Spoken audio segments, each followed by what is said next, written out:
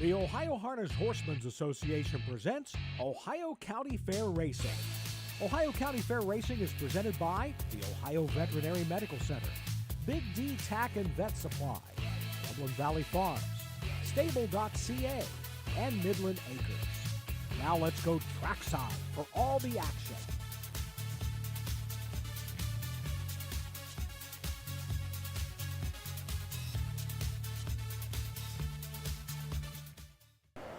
Good afternoon, racing fans. Thanks for joining us. We have made it, the final fair, Ohio County Fair of the year. Here we are in Lancaster, Ohio, the Fairfield County Fair. Thanks for joining us. Ashley Daly will have Susan Schroeder joining me shortly. And of course, Matt Clark behind the camera. We have 9 on tap today. Matt, this feels like a very short card compared to the last time we worked together at Dayton, where we had 17, but plenty of good racing yet to come. A total of 51 horses entered today across 28 trainers. We do have some updates and a couple scratches moving in, but of course, as we introduce the fields later today, we will give you those updates. Just a couple of housekeeping points before we do go into our post parade of the first. Make sure to head on over to harnessracingohio.com. You can find the programs there as usual.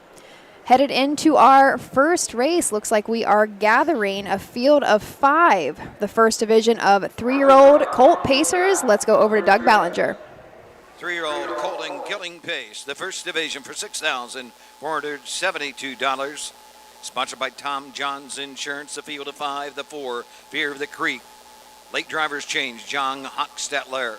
These are the horses. Number 1 is Stars Over Sydney, the driver Austin Henners. Number 2 is Fearlicious, driven by Scott Cisco. Alex Hawk drives the 3, Dragon Medicine. Number 5, Dragon's Better, David Young the second in the sulky. And now just coming to the track, the 4, Fear of the Creek, driven by John Hochstetler. So there we go, Susan, our shorter field of 5 headed into this first division. It is a beautiful afternoon, a little bit chillier than we would like to say, but it's a great crowd already. Absolutely, and I think this is going to be a great couple of days because people are going to want to talk about their experiences. We just had a guy stop up and talked about, he's from down by Marietta, and talked about when he was in 7th grade, his teacher from his school put him up behind a horse. And he is 70 now, and he still remembers that as fondly as he did when it happened. He said, he's been hooked ever since and been coming to the races ever since. So he's at Lancaster today. Yeah, it's going to be a great couple of days to end the wonderful fair season that we have had, that's for sure. And saying, make sure we are here tomorrow, post time of 1:30. So if you didn't make it out here today, there is still another opportunity to turn in your passports. Yes. That's another big thing we've had plenty of already this morning.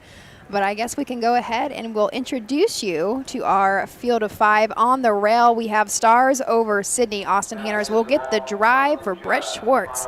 This is a 3-year-old gelding by Yankee Cruiser, most recently coming off of a 3rd place finish at Dayton in a non-winners of 1 pari-mutuel.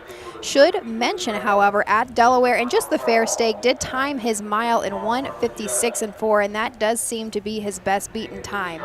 Stars Over Sydney has hit the board 11 of 18 tries this year. Fearlicious and Scott Cisco from the 2-hole for trainer-owner Michelle Caldwell. This is a Fear the Dragon out of Western Ideal mare. 16 lifetime starts, has not hit the board yet, but it did last start at Dayton, was timed in 55.4. Dragon Medicine will leave from our 3rd post position. Alex Hawk gets the drive for Earl Owens. Had a 2nd place finish at the fair stake at Dayton Raceway. However, before that was on a streak. Had 3 wins in a row. In total, he has had 9 wins in 19 starts. Fear of the Creek, John Hostetler will drive. He also trains and owns the Fear of the Dragon. Has had 1 win this year, 58-2 at Northfield Park. Rounding out the field, we have David Young, the second aboard Dragons Better, trained by Steve Carter. Just 2 starts back at Dover. He did have a 3rd place finish and timed his mile in 1:59.1. Another one that has hit the board 13 of 22 seasonal starts.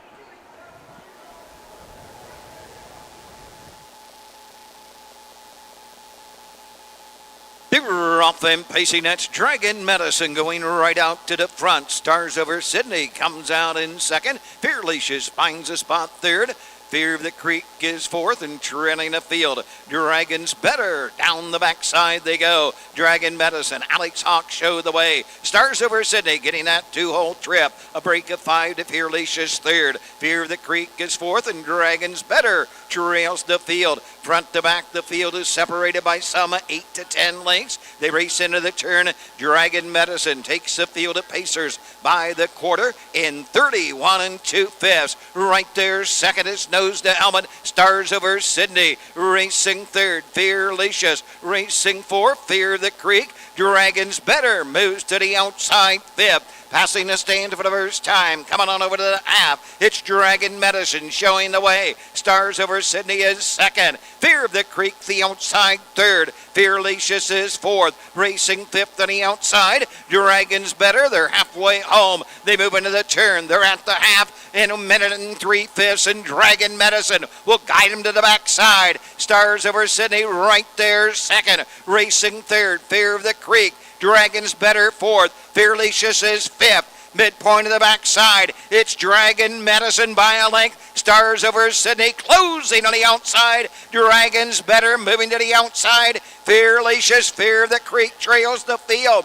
Into the far turn with the lead as they circle the far turn. Dragon Medicine 3/4 in 1:30 1/5. Racing second is Stars Over Sydney. Racing third, Dragons Better with less than an 1/8 of a mile to pace. Dragon Medicine trying to take them all the way. Stars Over Sydney is second. Coming to the line, Dragon Medicine.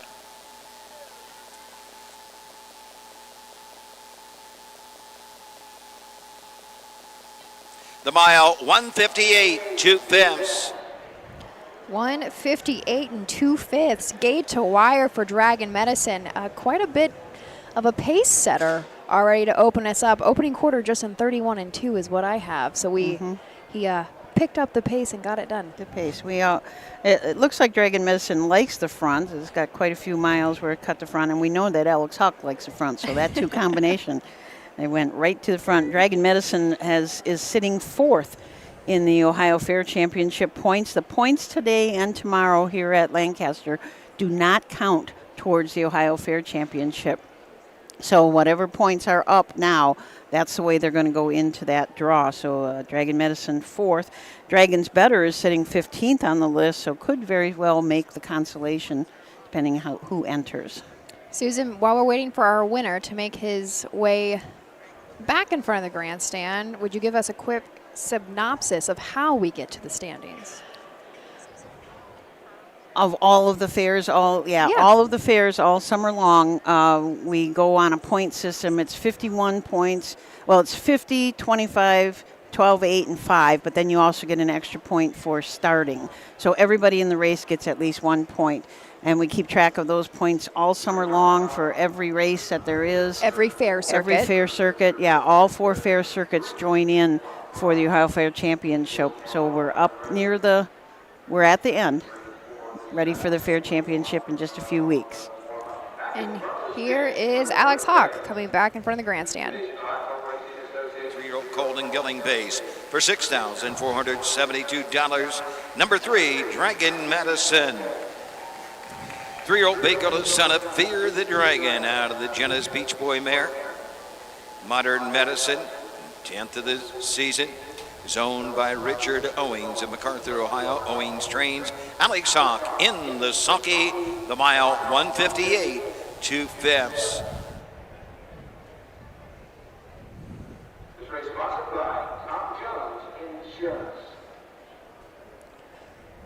Alex Hawk and Earl Owings. This is a duo that we have seen all season long, do quite well.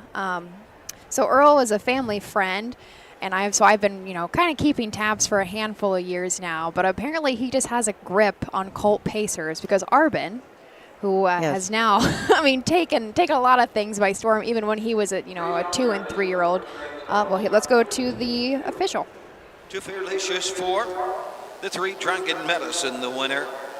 Number 4, Fear of the Creek 5, Dragons Better 3, 158, 2/5. 2-4-1-5-3 on the bottom. Quarter fractions 31 and 2, a minute 3/5, 1:30 and 1/5. So there we go. Any more about Earl Owens that you can tell us on air? That's how I know him. Very good friends with my dad. They did a lot of bird hunting together. So that's how I was introduced, and of course the horse industry in itself. But what I was talking about, Arbin, is he just he has a handful, I think, of track records now. He might be 4. He's considered an age pace now, but he is quite the animal. So happy to see Earl back in the winner's circle again today. For our first race, we are going to turn the page, headed into the second race, the first division of 2-year-old colt pacers, a purse of $7,172, now scratched down to a field of 6. Susan and I will introduce you to the field after a few brief messages.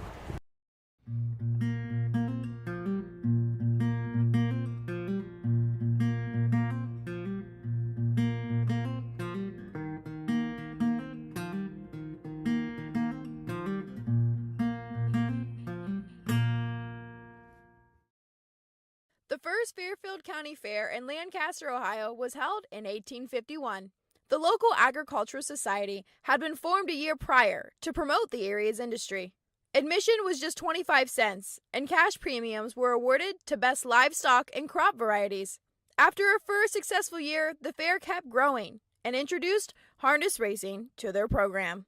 The first track was only a 1/3 mile long, but purses were large for the time. $50 went to the winner, $25 to second place, and $10 to the horse finishing third. The racing program had exploded by the 1880s. A larger half-mile track was installed, along with a grandstand and gas lights in the infield. For the first time, both harness and foot races took place after sunset. Fairfield County has a distinction of being the only fair in the world where races were held successfully under gas lights. Today, the Fairfield County Fair is a member of the Ohio Colt Racing Circuit. They host 2 days of live-action harness racing as the last fair of the Ohio season. Hi, I'm Dean Gillespie, and I want to tell you about the Ohio Colt Racing Association. There's 19 member fairs, and they sponsor the Partial Futurity in Greenville, Ohio. You need to race in the OCRA. Great racetracks, great people. Bring the kids and come out to the fair, and remember, fair time is fun time.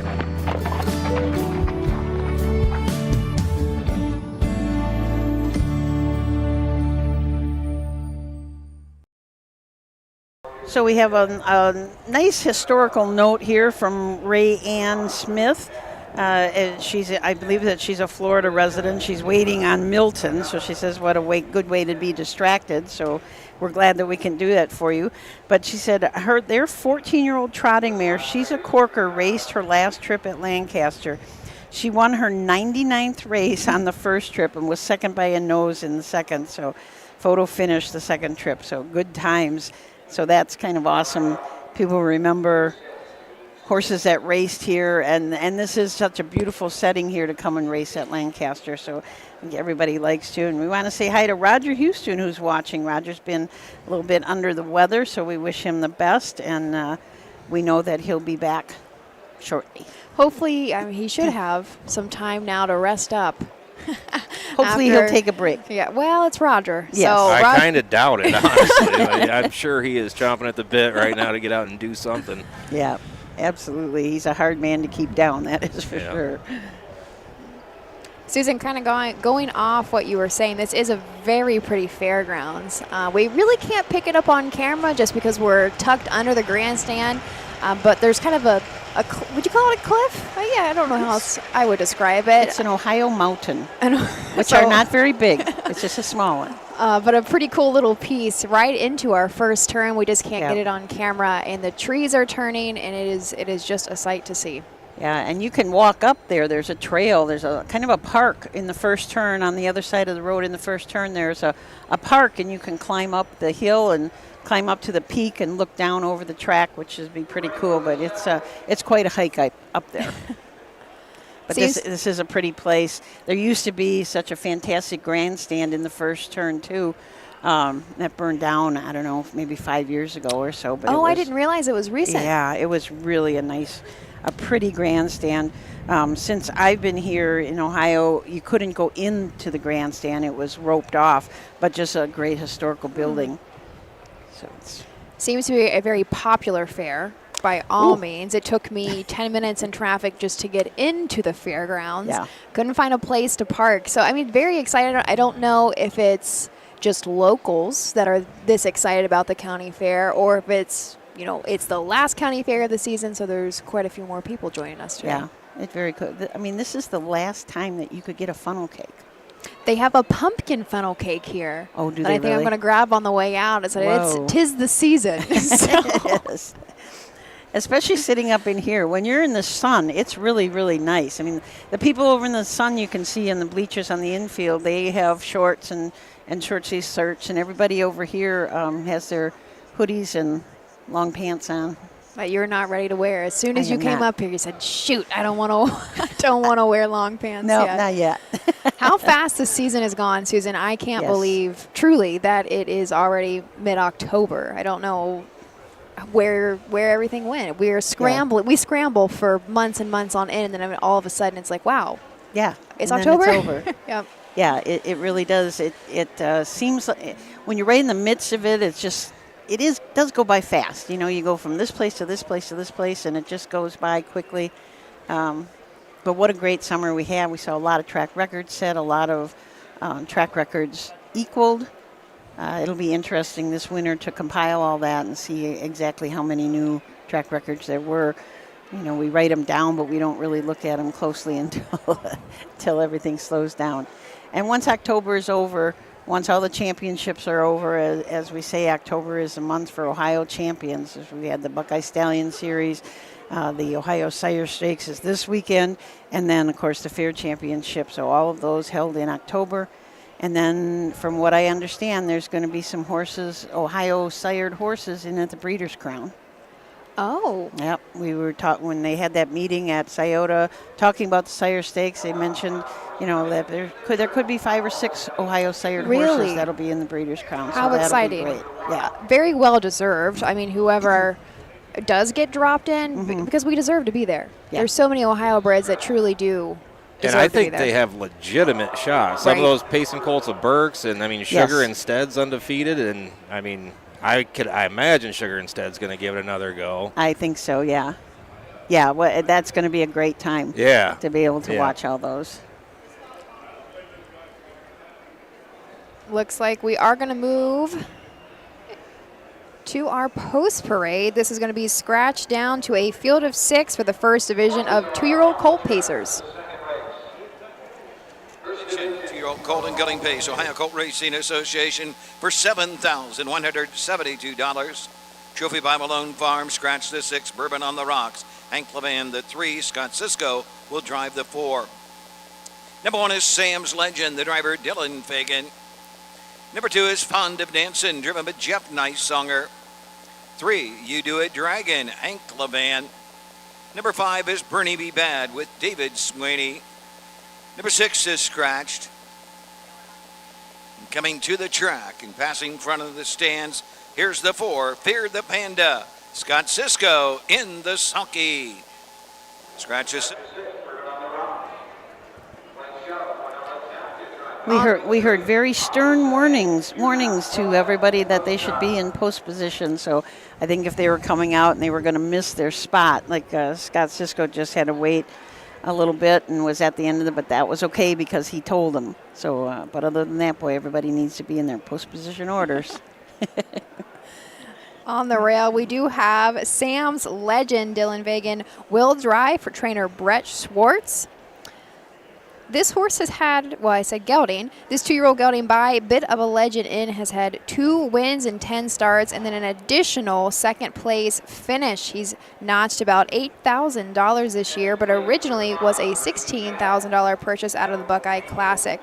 His last win did go wire to wire at Rock Springs in 2:11 and 1/5. However, do want to mention he's timed a mile in 2:04 flat. The lines that we can see, that seems to be his best beaten time. Fond of Dancing and Jeff Nysonger from the 2. Jeff is the trainer. Kathy Gorby, the owner. This is a Dancing Yankee out of Western Terra Mare. I'm Fond of You. 9 for 15 this year, first, seconds, or thirds. Last win was at Upper Sandusky in 1:59 and 3, and that is also this horse's fastest win of the year. You Do It Dragon will leave from the 3rd post position. Jeff Nysonger in the bike for Mark Winters. This is a homebred for AWS Stables out of Lima. Winters does co-own alongside them. Most recently had a 3rd place finish at the Montgomery County Fair at Dayton Raceway. Went the mile in 1:55 and 1. Beyond that, and all the lines that we can see, this horse has not missed a check. He's hit the board 8 of 12 times this year to make $14,000. Fear the Panda and Scott Cisco will leave from the 4-hole. Randy Smith trains. Amelia Smith from Xenia, Ohio, the owner. This is a Fear the Dragon out of a Feelin' Frisky mare, APP Panda. 16 starts on the year, 3 wins. Most recent win was at Kenton in 2 minutes flat. Also won at Urbana in 58 and 3. Our 5-horse is Bernie B. Bad. Bred, owned, trained, and driven by David Swaney of Pennsylvania. This is a 2-year-old colt by Yankee Cruiser. He has had 8 starts on the year and has notched a 2nd place finish at a track I am not familiar with. Would that be Woodstock is what I want to say. Yeah. At Woodstock. And went that mile up there in 2:03 and 2. Bernie B. Bad has made about $1,400 this year. Bourbon on the Rocks, the 6-horse is scratched. So starting from the 2nd tier will be Scammer and Austin Hanners. Stevie Carter is the trainer. Thomas Sarasso from Connecticut is the owner. This is a Fool Me Once out of a The Ponderosa mare, Fritzy Rosie. 3 starts back, won a conditioned race at Scioto Downs in 55 and 3. Has just lightly raced, only had those 6 starts. It's like they're milling around a little bit. I think they gave him a turn. There's actually 3 different mutual buildings here, which is unusual for Ohio Fairs. There's one in the middle, one down by us, and one on the back stretch. So the one they said was the busiest is actually in the infield, right by the judges' booth. So, I mean, all they have to do is look down and see, if they're going to shut some folks out and if they need to give them a turn or not. Because when they weren't going, I looked down here, and this is just a 3-window mutual building down here, and so they sometimes can get a line, but they are going through it pretty good. I'm really impressed by the crowd size here. Yeah. I really am. And I believe that they do a second chance drawing here too, so if you didn't cash your ticket, you can put it in a bucket, and they will have a second chance later on. So it looks like the starter is calling, though it's the Webkenberg starting gate. We still haven't determined for sure who's in there. We couldn't tell, so it could be either could be a number of people: Mike Webkenberg, John Ingram, John Wiest. We'll find out for you. Different starting car. Looks like a Buick, maybe. I don't know. It's kind of old school. Yeah, I like it. Okay, so let's turn it over to Doug. $172, sponsored by Malone Farms. We're all in behind the Mike Webkenberg starting gate. Here they come.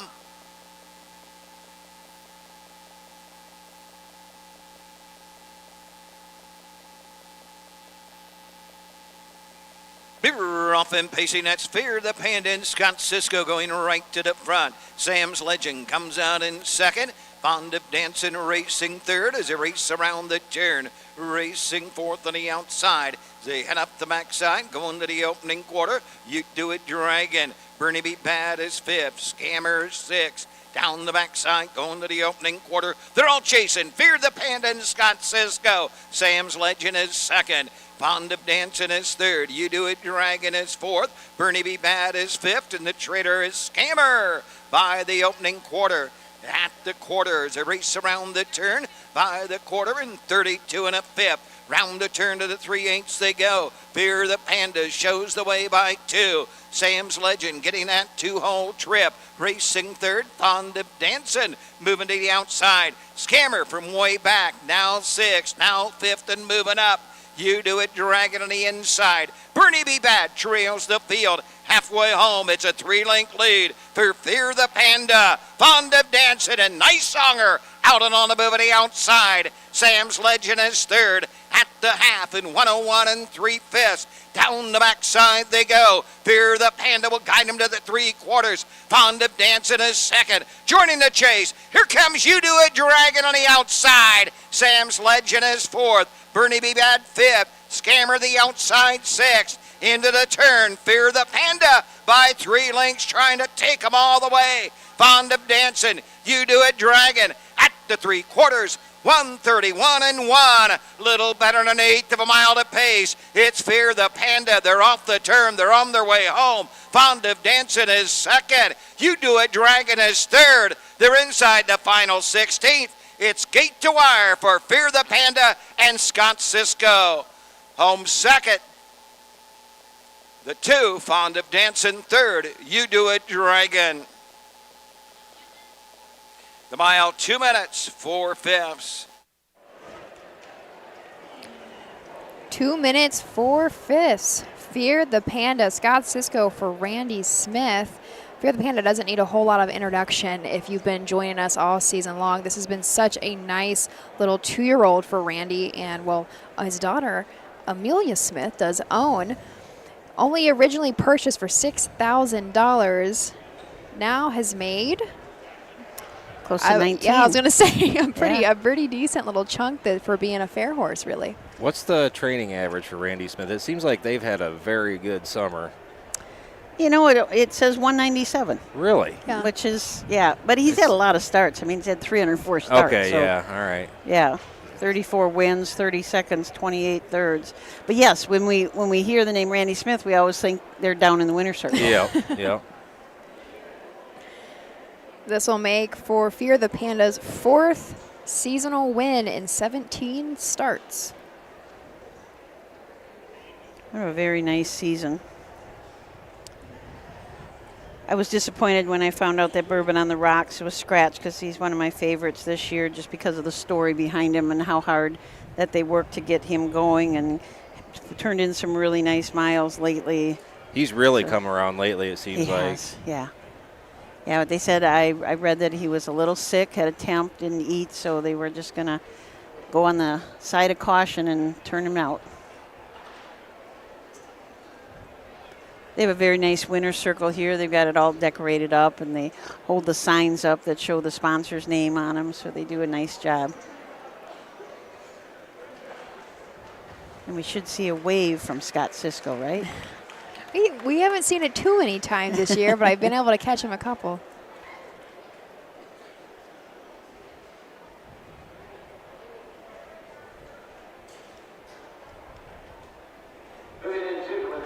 Second race.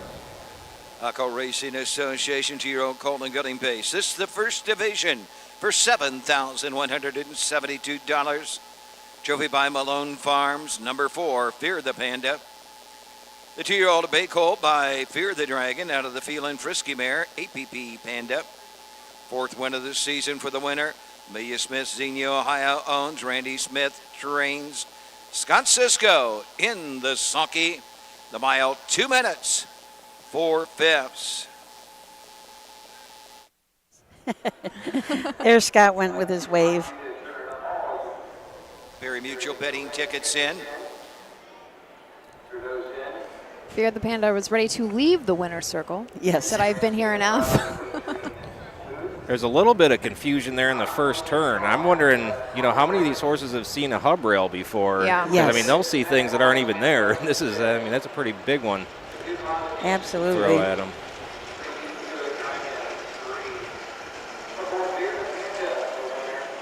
5, Bernie B. Bad, 4. 6 was scratched. Number 7, Scammer, 5. The mile, 2 minutes, 1 4/5. Top down, 6-2-3, 1-4 scratch, 5 on the bottom, 32-1 for the quarter, 101-3 and 131-1.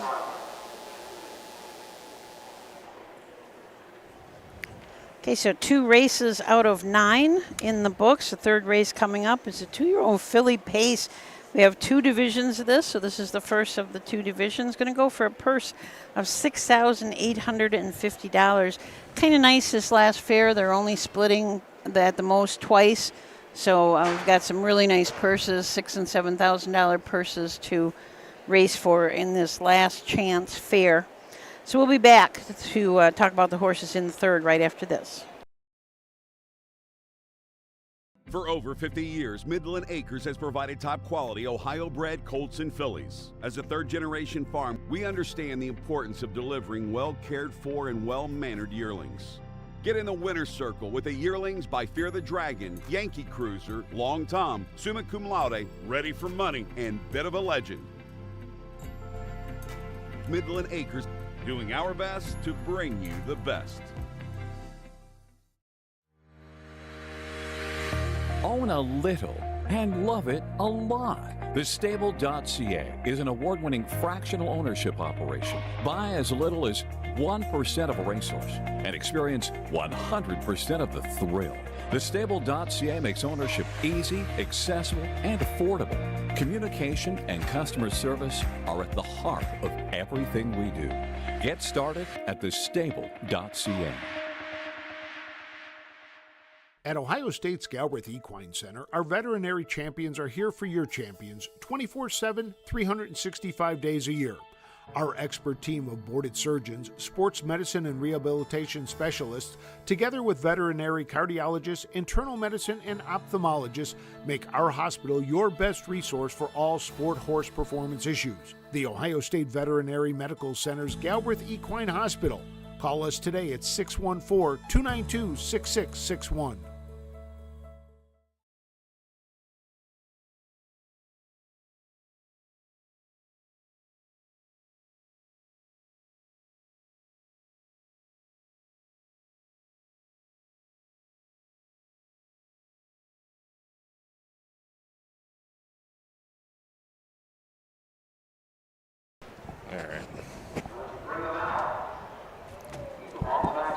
We have a very special guest joining us. Jim, we see you all the time, but no one else really gets to see you. You're kind of a guy on the backside. Well, one second. There we go. Let's try that. Yeah. So yeah, as you were saying, we don't, most of the fans don't get to see Jim because he's up in the crow's nest all the time. And working probably away. don't really know what you do. Can you just give us some insight of why you are at all of these fairs? Yeah, I do. I'm a photo finish person. So I have a specialized camera that we take pictures of the finish, and we determine the placings, and we also determine how many lengths behind each horse finishes. So anything that's close, I print a picture and we take it over to the judge to determine placing. So. You know, when you very behind the scenes, which I like.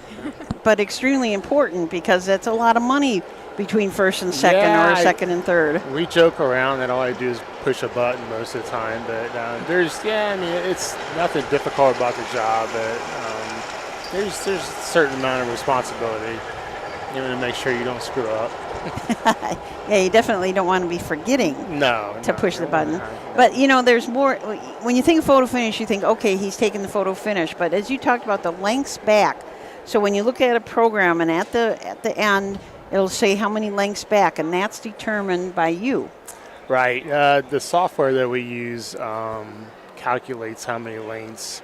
So what I basically just put the line on each horse's nose, and then you enter the horse's number, and you do that for each horse, and then it calculates how many horse lengths each horse finishes behind the winner.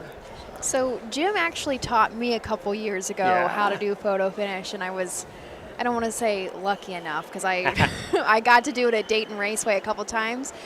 I did not realize that, and I have ran photo finish multiple times and had no idea that's why we went through every single horse. A lot of people don't. I mean, the camera, a lot of people just think it's just a normal camera that I'm up there pointing, but it's a very specialized camera, and it takes upwards to 1,000 frames per second, and it does it's very high quality picture. It does a good job.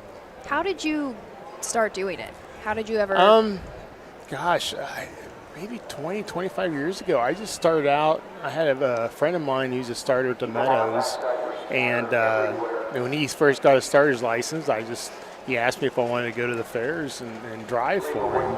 So I did that for a couple of years, kind of like as a side gig, and that's where I met Gretchen Quick, who I work for now, doing photo finish. And we got to talking, and I said, I wouldn't mind learning how to do that. And before you know it, I'm doing 60, 70 fairs a summer. So, and now I think I'm on my 12th or 13th season doing this. So, wow. Yeah. I think what's going back to those lengths back, that's so critical because you have to have an accurate time for that horse. Right. In case that horse wants to go on. That's how the finish time for each horse is determined by the finish lanes. Yeah, because the horse might want to go and drop in at Scioto or someplace. Correct. And if they have to have a qualifying time. Correct. So, it's Yep.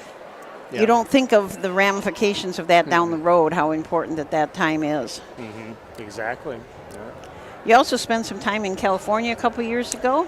Yeah, a couple years ago, the USTA offered they were offering an internship for a couple applicants where they would send you out. They were going to send you out to the racing officials accreditation program, and you go through like an 8 or 9 day course of learning how to become a racing official, a judge. And I was lucky enough to be selected, and I got to go out to Los Alamitos for 9 days of classes and very difficult testing. But it was very challenging.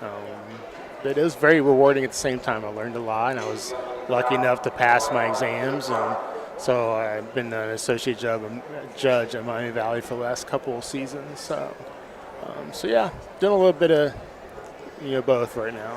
A little bit of everything in the harness racing. There's a lot of job opportunities in the harness racing, aren't there? You think about driving and training, but the behind the so scenes. So much goes on behind the scenes that people don't see. I mean, just your charters and your racing judges and what goes on in the race offices before the races, and a lot goes on. Definitely, a lot of opportunities. Yeah, absolutely. And if anybody's interested, we'll put you in touch with Jim, and he'll tell you all about it. I'll help you out. All right. All right, let's go to the post parade. Thank you for having me. The 4, Fear My Heart. And these are the horses. Number 1 is Lost in the Night, driven by David Young II. Number 2, Spinal Cracker, the driver Jeff Nicesunger. Scott Sisko driving at 3, Princess Di. Number 4, Fear My Heart, driven by Austin Henners. The 5, Allison L., Hank Levan. Number 6, Fearless Lizzie, Alex Willems in the sulky. So here we go, the first division of 2-year-old filly pacers, a purse of $6,850. On the rail, we have Lost in the Night. David Young II will drive for Steve Carter. Lost in the Night is a 2-year-old filly by Lost in Time, owned by Brett Hopper out of Kentucky, and Kyle Gray of Xenia.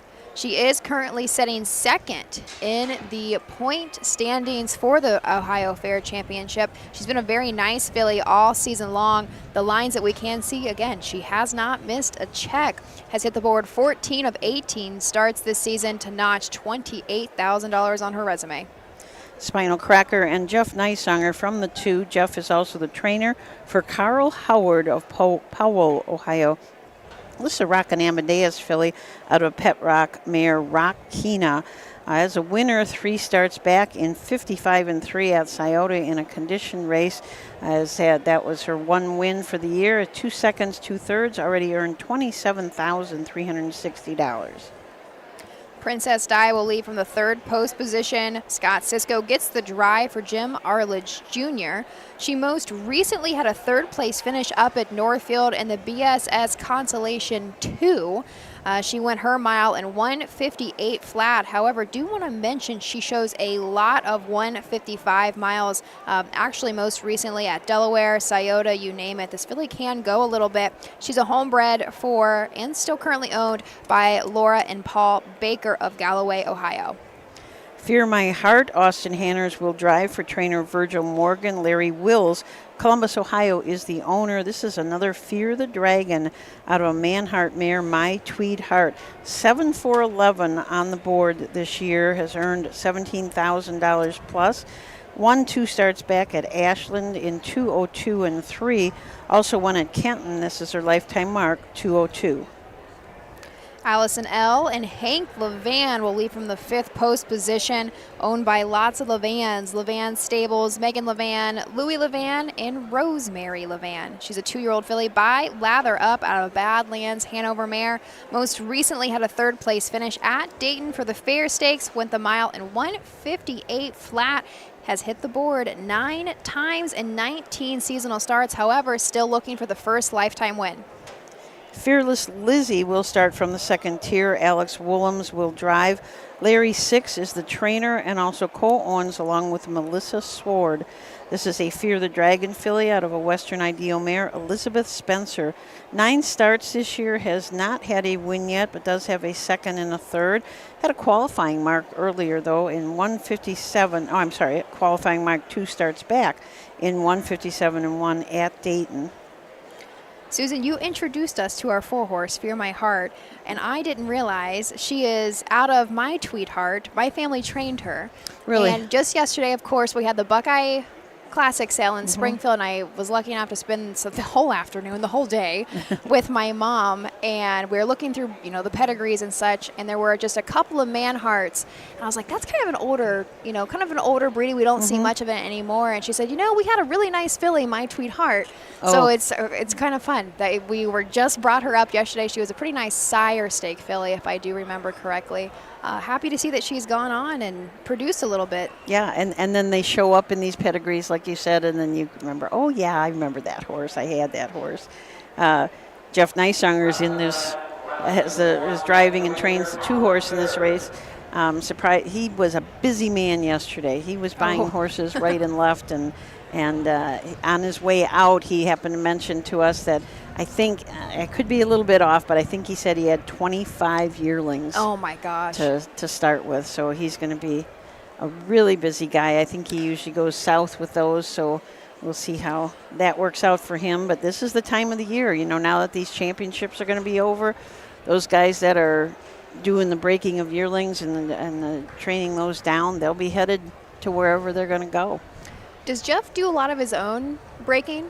I'm not sure if he does. I think from Freshman Focus, he does all of it. He does all of it. He likes to be hands-on, yeah. I think that's what I recall. I know he definitely likes to be hands-on.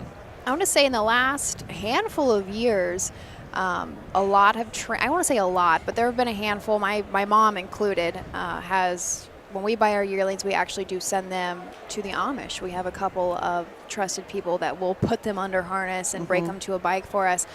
We made the decision because my mom and my uncle, who kind of co-trains with her, they know that they're getting older and they don't want to. Babies can be tough. It gets tough. Some of the babies can be tough. But I know Jeff Neisanger, of all people, are very game, so I wouldn't be surprised if he still does his own.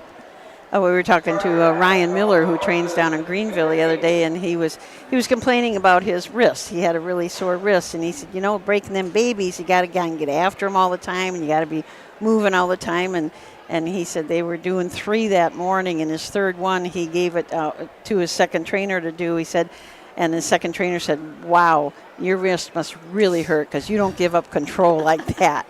And that's just the way it is. Sometimes you like to do it, and you like to do every single minute of it, and sometimes you can't. But here we go. We are going to move in behind the Mike Webkenberg starting gate. A field of 6 headed into race 3. From the rail out, we have Lost in the Night, Spinal Cracker, Princess Di, Fear My Heart, Allison L. and Fearless Leslie. We will give it over to Doug Ballinger. Gate swings into the stretch, and here they come.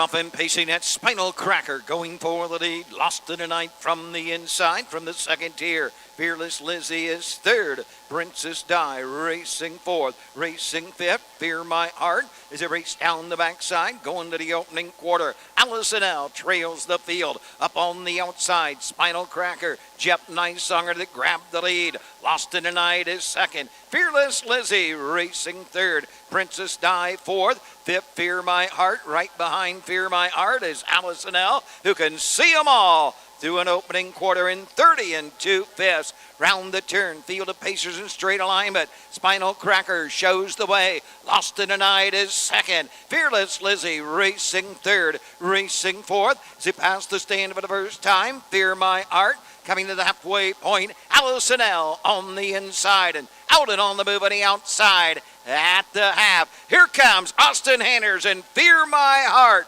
moving up first up. Out comes Fearless Lizzie into the turn. Spinal Cracker, Fearless Lizzie the outside. Lost in the night at the half. Halfway home in 1 minute and a fifth. Down the backside they go. Spinal Cracker with the lead. Right there, second is Lost in the Night. Racing third, Fear My Heart. Fourth is Princess Di. Fifth is Allison Elm. The traitor now, Fearless Lizzie. At the 3/4 mark, they're into the far turn. Jeff Nicesonger, Spinal Cracker have the lead. On the outside, Fear My Heart is second. Lost in the Night racing third. Allison L. the outside. 3/4, 1:32. Little better than an eighth of a mile to pace. They're off the turn. They're on their way home. And it's Spinal Cracker with the lead. On the outside, Fear My Heart is second. Coming to the line, Spinal Cracker, Jeff Nicesonger take the first division of the 2-year-old filly pace.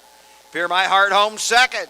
Princess Di third. Very tight for that fourth position to complete the super. Either the 1, Lost in the Night, or the 5, Allison L. Spinal Cracker, second lifetime win. Jeff Nicesonger, of course, drives and trains.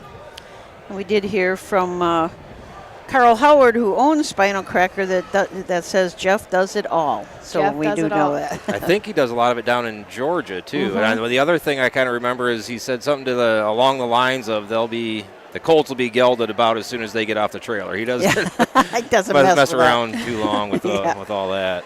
If Carl is still listening with us, which I'm sure after that win he is there any reason behind the name Spinal Cracker? That It's would a be very interesting. unique name to begin with. That is, and One Carl that you're did not going to breed- forget. Yeah. Well, so on to that was Alex Woolham's first lifetime drive. So congratulations to him. Alan Woolham's mentioned that it was his first. I'm going to find it again. See, Alan said, "Good luck to my son Alex for his first drive."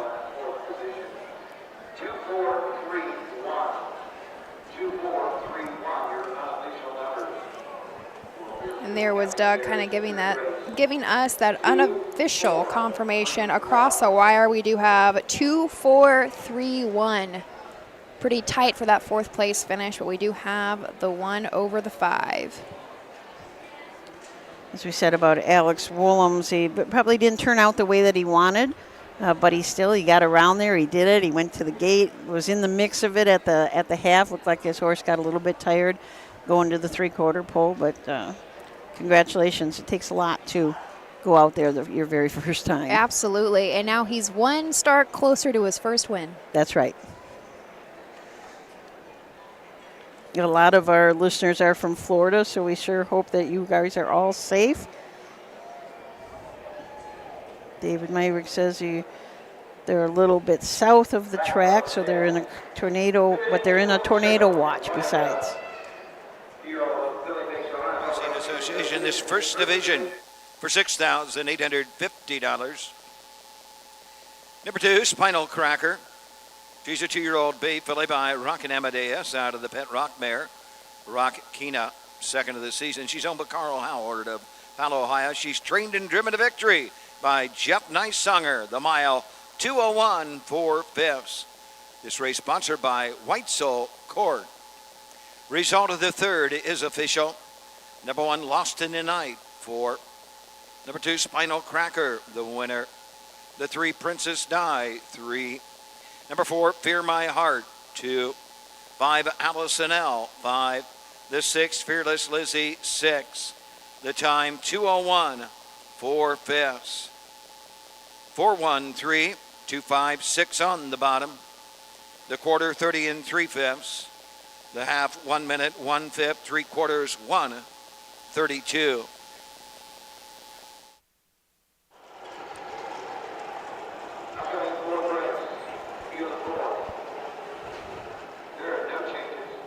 Okay, so we're coming up in the 4th race, a short field of just 4 horses.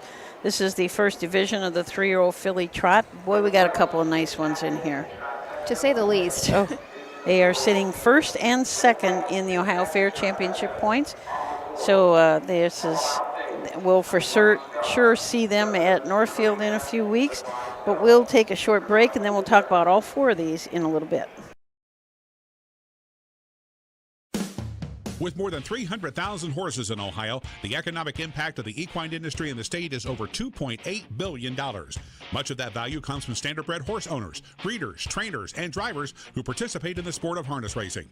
The mission of the Ohio Harness Horsemen's Association is to preserve, protect, promote, and serve the entire standardbred industry in Ohio and beyond.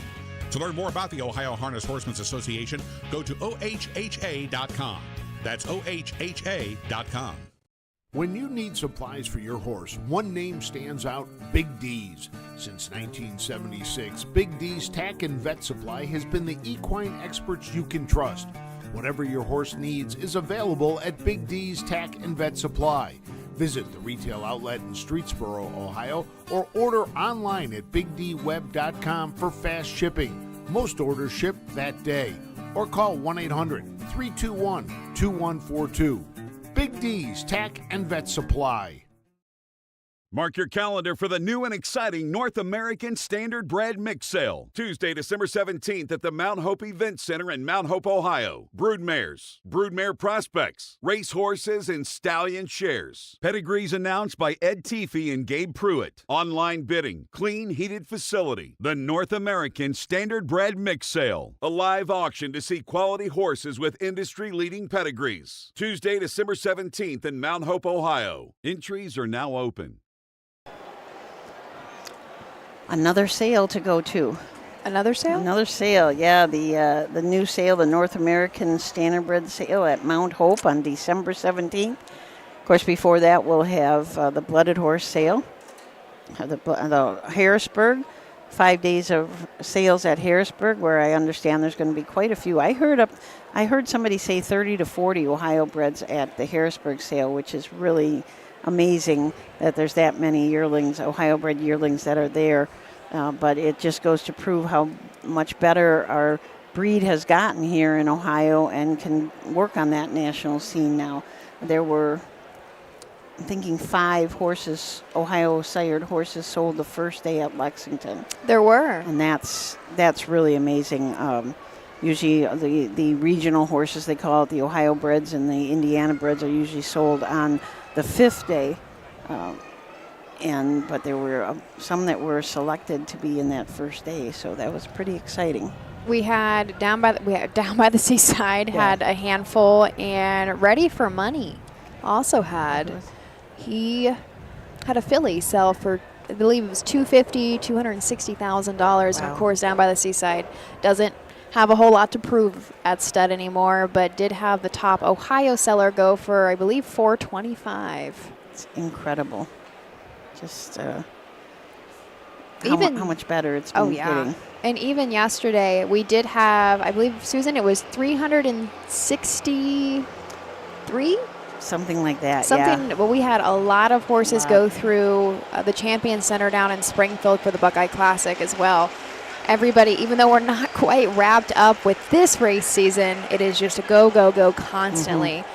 Susan, we talk often about, the miles we travel, fair officials in general, the days and time that we put in. But really, horsemen, many of them don't take a day off, period. Right. Especially this time of year, they're trying to get to their finals and finish out their busy racing season with 2- and 3-year-olds, but also right there looking forward to 2-year-olds. And it's not just spending, time in the catalog or at the sale. They're going into breaking. They're going into so many things. It just never stops. Yeah, it really does. We got to give. Used to say when we were racing all the time, you eat most of your meals in the truck because you're either going someplace or coming home from someplace. It's just a very, very busy time for horsemen. Always is. You got to give a lot of credit to these guys and women who train their own stables. They do all the bookkeeping. They do all of that kind of stuff too. It's not just what they do on the track. They have their own little business that they have to be all responsible for. It takes a lot. Absolutely. And, a lot of these guys will hear, grew up in the industry, always knew they wanted to do it, but they're nothing short of unbelievably intelligent. Yes. Just because they, might not have gone on to get their bachelor's degree or whatever you name it, just because they jumped in this industry early and decided to stay here.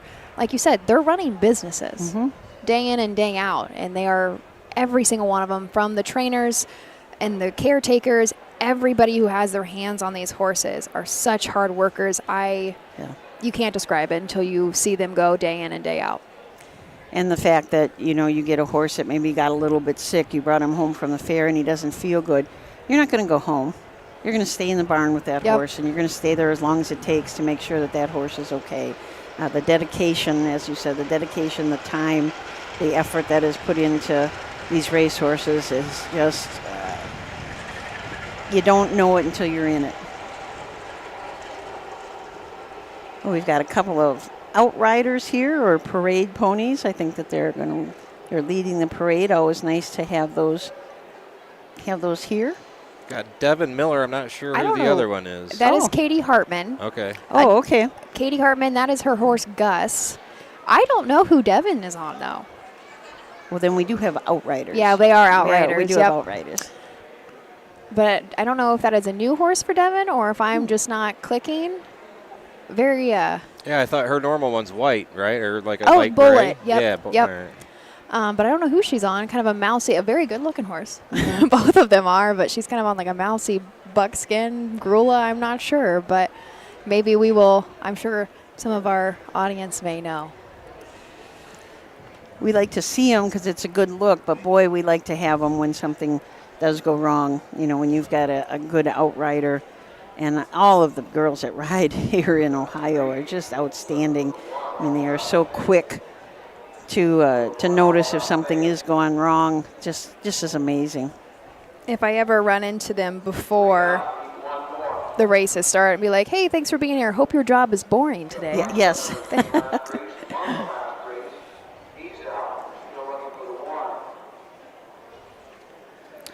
Susan, we have a question. Let me see.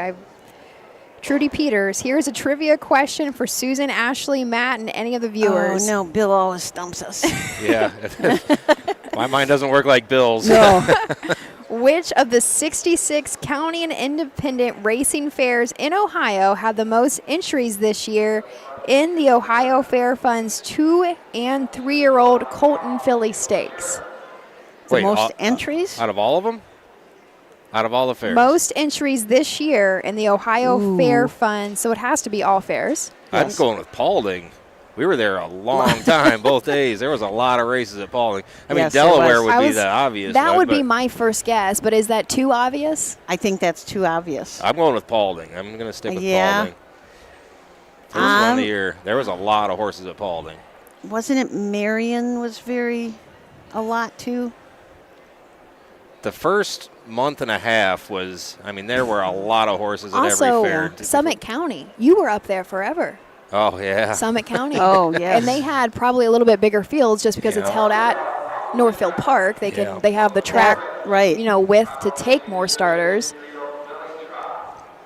$162.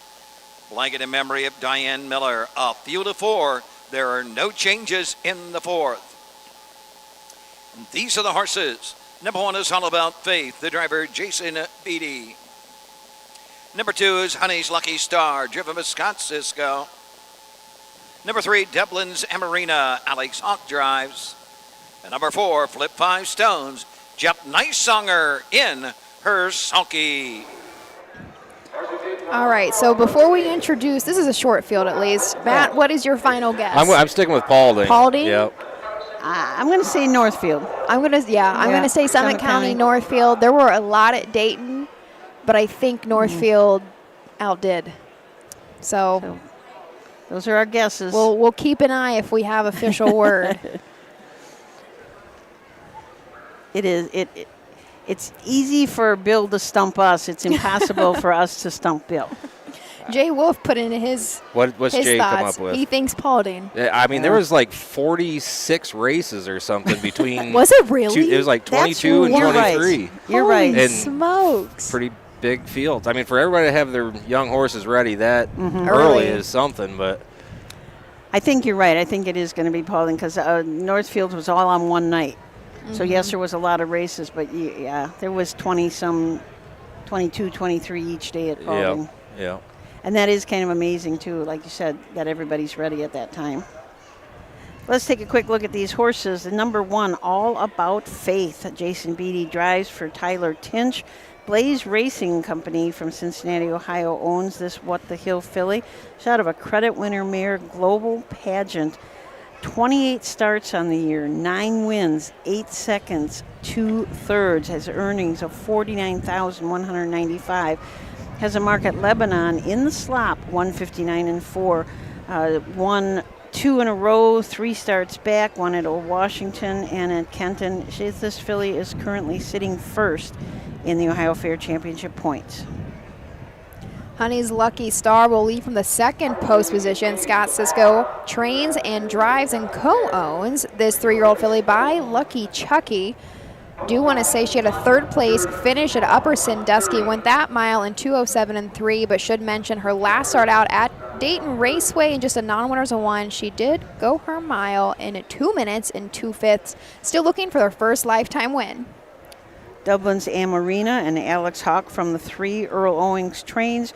Richard Owings owns. This is an Ohio selected sale for $15,000. An Enterprise out of a Muscle Hill mare, Pink Dandelions. 12 starts this year, has not got a win yet, but does have 3 seconds. Earnings of $9,800. Had 12 starts last year, also earned $13,000. Had a mark of 2.6 last year as a 2-year-old at McConnellsville. Rounding out the field, we have Flip 5 Stones sitting second in the Ohio County Fair points. Jeff Nicesonger for Mark Winners. Flip 5 Stones is a filly by Lane of Stone, owned and bred by Dana Sheener of Wapakoneta, Ohio. Looking to go 6 in a row today. This filly is very tough. Most recently had a win at Dayton in the Fair Stakes. Final quarter, 28 seconds flat, went that mile time, and 158-4. Has hit the board 15 of 19 tries this season and notched over $43,000. Yeah, the 1 and the 4 are truly outstanding fillies. As we said, they're All About Faith is sitting first, Flip 5 Stones second in the 3-year-old filly trot points for the Ohio Fair Championship. So we will certainly see them two there at Northfield, but this should be a good race. I say, interesting to see. This is a short field, but will the rail position for All About Faith get her that win today? Mm-hmm. All lined up and ready for a start. Here they come.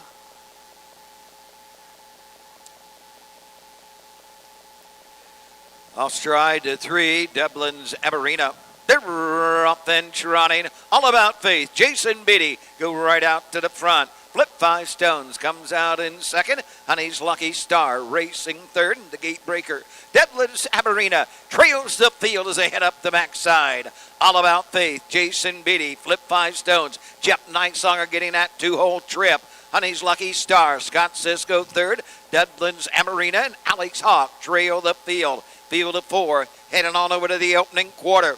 All About Faith shows the way. Flip 5 Stones is second. Honey's Lucky Star third. Deadlands Amarina trails the field through an opening quarter in 32 2/5. They race around the turn. All About Faith, the leader. Flip 5 Stones right there second. 2 back to Honey's Lucky Star. Dublin's Amarina trails the field. Passing the stand for the first time. They come on over to the halfway point. On top of the field, All About Faith. Flip 5 Stones second. Honey's Lucky Star third. Dublin's Amarina trails the field. They're halfway home. All About Faith, the leader, moving into the turn. All About Faith looking for her 10th of the year. They trot the front half in 104 flat. On the backside they go with the lead. All About Faith will guide them on over to the 3/4. Flip 5 Stones right there and ready to come to the outside. Honey's Lucky Star third. Dublin's Amarina continues to trail. No movement as yet. It's All About Faith. Flip 5 Stones now will tip to the outside. Racing third, Honey's Lucky Star. Into the turn, Dublin's Amarina trails the field at the 3/4 in 1:36 3 with an 1/8 of a mile to trot. They're coming after All About Faith. It's Flip 5 Stones on the outside. They're stride for stride. They're off the turn. They're on their way home. All About Faith. Flip 5 Stones. All About Faith. Flip 5 Stones second. Honey's Lucky Star third. Dublin's Amarina will finish fourth.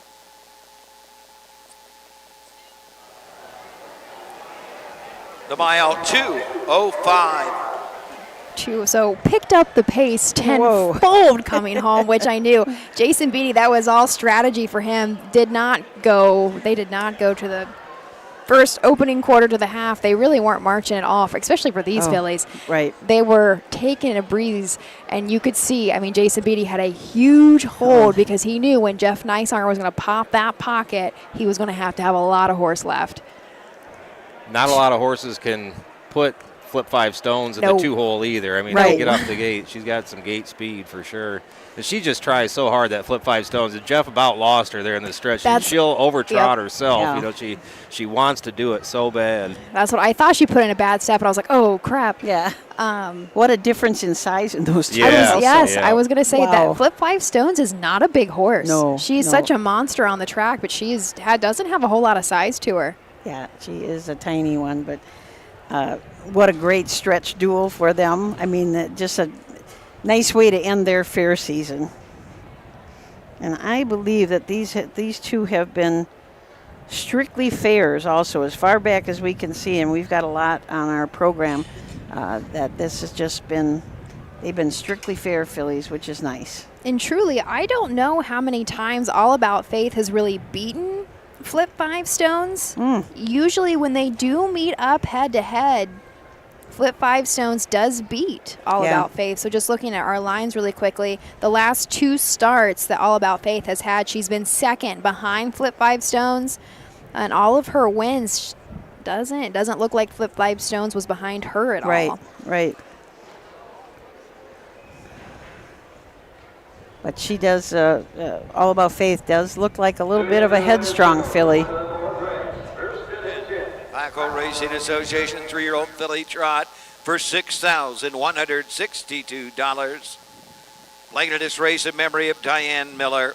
Number 1, All About Faith. She's a 3-year-old bay filly by Watt the Hill out of the Credit Winter Mare Global Pageant. Her 10th win of the season in 29 tries. She's owned by Blaze Racing Company, Cincinnati, Ohio. She's trained by Tyler Tent. She's driven to victory by Jason Beatty, the mile 2:05. Results are official. Number 1, All About Faith, the winner. Number 2, Honey's Lucky Star, 3. 3, Dublin's Amarina, 4. Number 4, Flip 5 Stones, 2. The time, 2:05. Top down, 1, 3, 4. 2 on the bottom. The quarter, 32 2. The half, 1:04. 3/4, 1:36 3.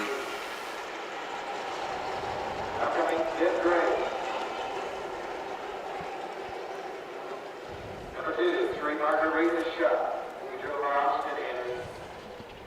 Austin Inners to drive the 2, 3 Margarita Shot. 4, Maxwell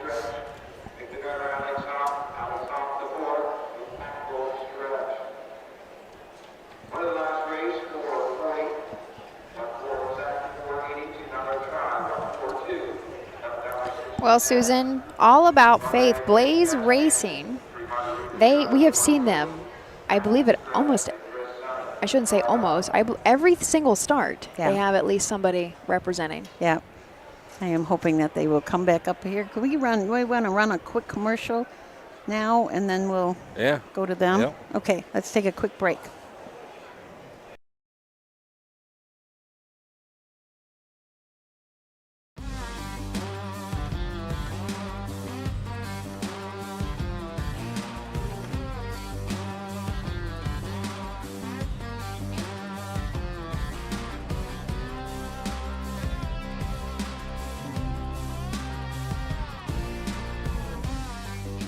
Do you want your horse to shine in the winner's circle? Feed DAC Oil. It makes a world of difference.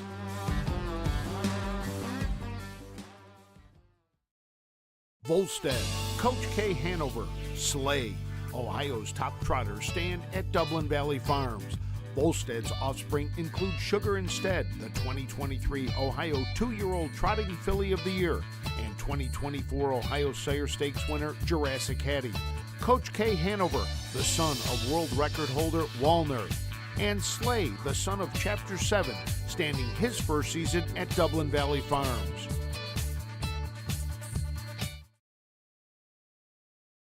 At Ohio State's Galbraith Equine Center, our veterinary champions are here for your champions 24/7, 365 days a year.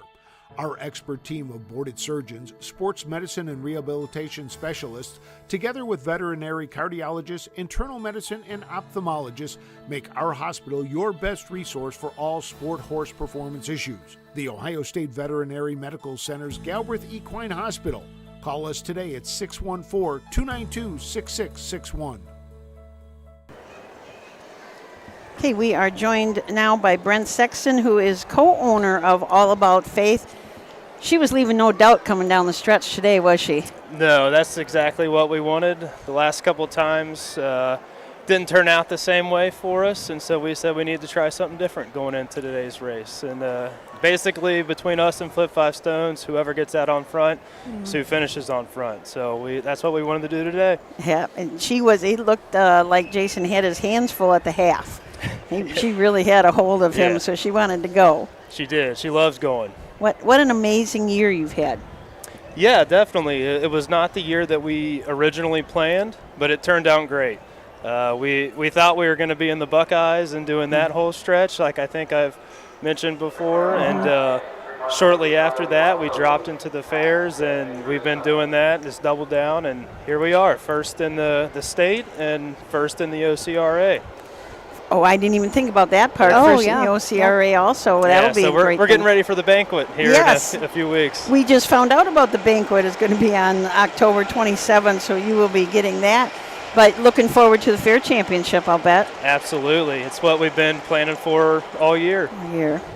What a nice filly. Tell us a little bit. You told me earlier in the year when you came up with the name Blaze Racing and what that was all about.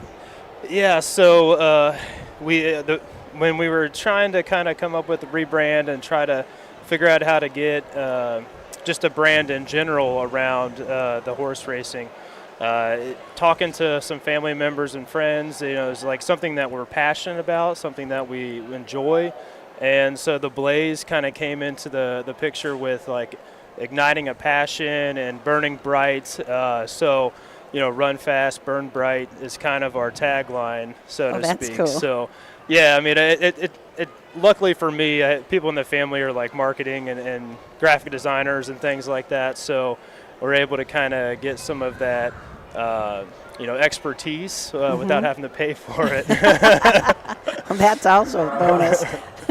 And you were in the business before and kind of coming back in? Yeah, so years ago when I was in college, actually, and just started having kids, my dad got me into the industry, and any of the winnings went towards a college fund for the kids. So after that horse went through the fairs and, it ended the career and so forth, there was kind of a hiatus, and kind of by my dad's pushing, kind of back into the business, and but I enjoyed every bit of it. So Well, I do have a question really quick. So going back to your first answer, you said that you wanted to try something different today. How do you guys, as owners, have your hands on, with Tyler, with the driver? How does that work? So it depends on the driver and stuff.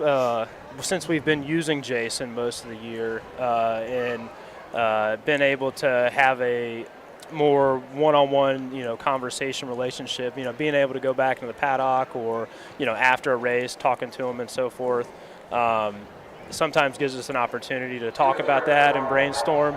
And then other times, at least 2 times a week, I'm on the phone with Tyler kind of discussing different things. And so if I'm not able to talk to him or see him, then I relay the information to Tyler, and of course Tyler talks to him, before the race and so forth. So you've become very hands-on owner. I would say that I am. Yeah, I know there's other people in the industry that are way more hands-off. I like to be hands-on, and so that's both good and bad, from different aspects. But it definitely is more fun that way for me because you feel like you're really a part of it versus just kind of. Laissez-faire. Cashing the check after the fact. Right. Yeah. And then I got all the bankers watching it, through your all's broadcast and everything, because I'll bring in the checks and they'll be like, oh, well, how'd she do? And then be like, well, here's their next race. Do you really? Yeah. Oh, wow. So we really try to get everybody involved that we can. That is so cool. And of course, Faith has made it a little more fun to do that. I was going to say, you said, we were aiming for the Buckeye Stallion Series. Your filly, before the final, we'll keep that in mind because our final goes for $50,000 in a couple of weeks. She's already made 52 this year. Yeah. And that's pretty remarkable. She's just been at fair races all year. Pretty much, yeah. We tried a little stint at Miami Valley because that's our home track. Dayton's not too far, but that allowed us to try a couple non-winners and ones and things like that there before we went into the fair season. Well, I would say she really likes these county fair half-mile tracks. She does like the halves, yeah. She does. So luckily, your finals at Northfield this year. And we're going to hopefully have the same attitude there as we did today. So that's our plan. I guess one more thing before you hop off then. She is 3, so this will end her fair. Do you have a plan with her? Do you have a baby coming up? We are discussing kind of those options. If she kind of stays where she's at, then we'll finish the year out at Dayton after fair if she's still healthy and just kind of keep racing until she says she's not, willing to anymore. And then we'll really sit down and discuss, thanks to some of your all's, articles and things like that with like the Volstead and Muscle Hill mares and things. That's kind of got us thinking a little bit about the next phase. And that's a really good possibility, actually. We definitely are exploring all the options and figuring out, okay, will she have enough money for all of that and for some other, or so just kind of looking through the whole picture. But most likely we will take her into the breeding season, side of things. We might turn around and race her a little bit at Miami Valley since it is close to home. But we definitely don't want to, that's the decision we make, we don't want to miss that window for the breeding season. Yeah. So it would only be like a January, February, unless she came out, a 55 trotter or something, and then we're like, okay, well maybe we'll wait till next year. We'll wait, yeah. Well, I've always admired since the first time we've talked to you and brought you on air, because you are so hands-on, it's so obvious how much you care about her and her well-being just beyond the races. Yeah, and that's kind of one of the things that we take pride in. Luckily my dad's farm, Trotters Run Farm, the horses are able to take the weekend off there and so forth, and he's got pastures and everything, and we really wish we could do a lot more of that. I got plans for it, but it's a little outside of the budget right now. But being able to build our own, home track and stuff like that, that would be the ideal situation. Will it ever come out to be? No idea. I don't know. It takes one good horse to make a bunch of money. That's right. And it might change the whole scenario. Right. Exactly. Is there other horses in the Blaze Racing stable? We have a 2-year-old colt trotter who had to have surgery earlier this year. So he's in training. He's training down now, and we're hoping to get him in December in Dayton just to kind of see what he's got, maybe January, Miami Valley type of thing, and then give them a few months off before the 3-year-old season really kicks off, but at least kind of get them down there and ready to go. That would also allow us to know what to stake them for in March. And then we just bought a 2-year-old trotting filly at the sale, not the Buckeye, but the Jug sale.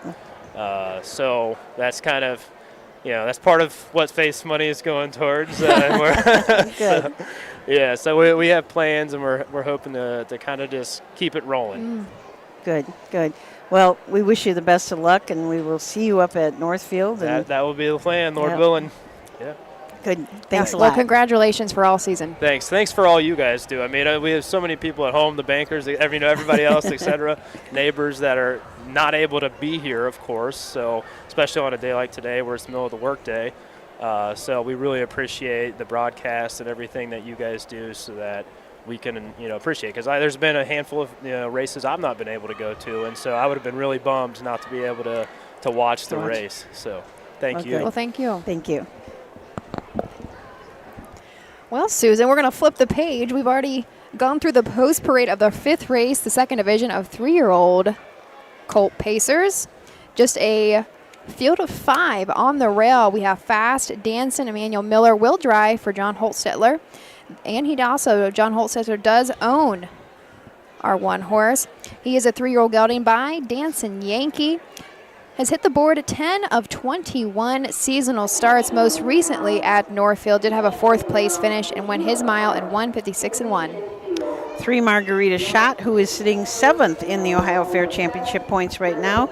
She will be driven by Austin Hanners. Randy Smith trains, Jessica Smith owns.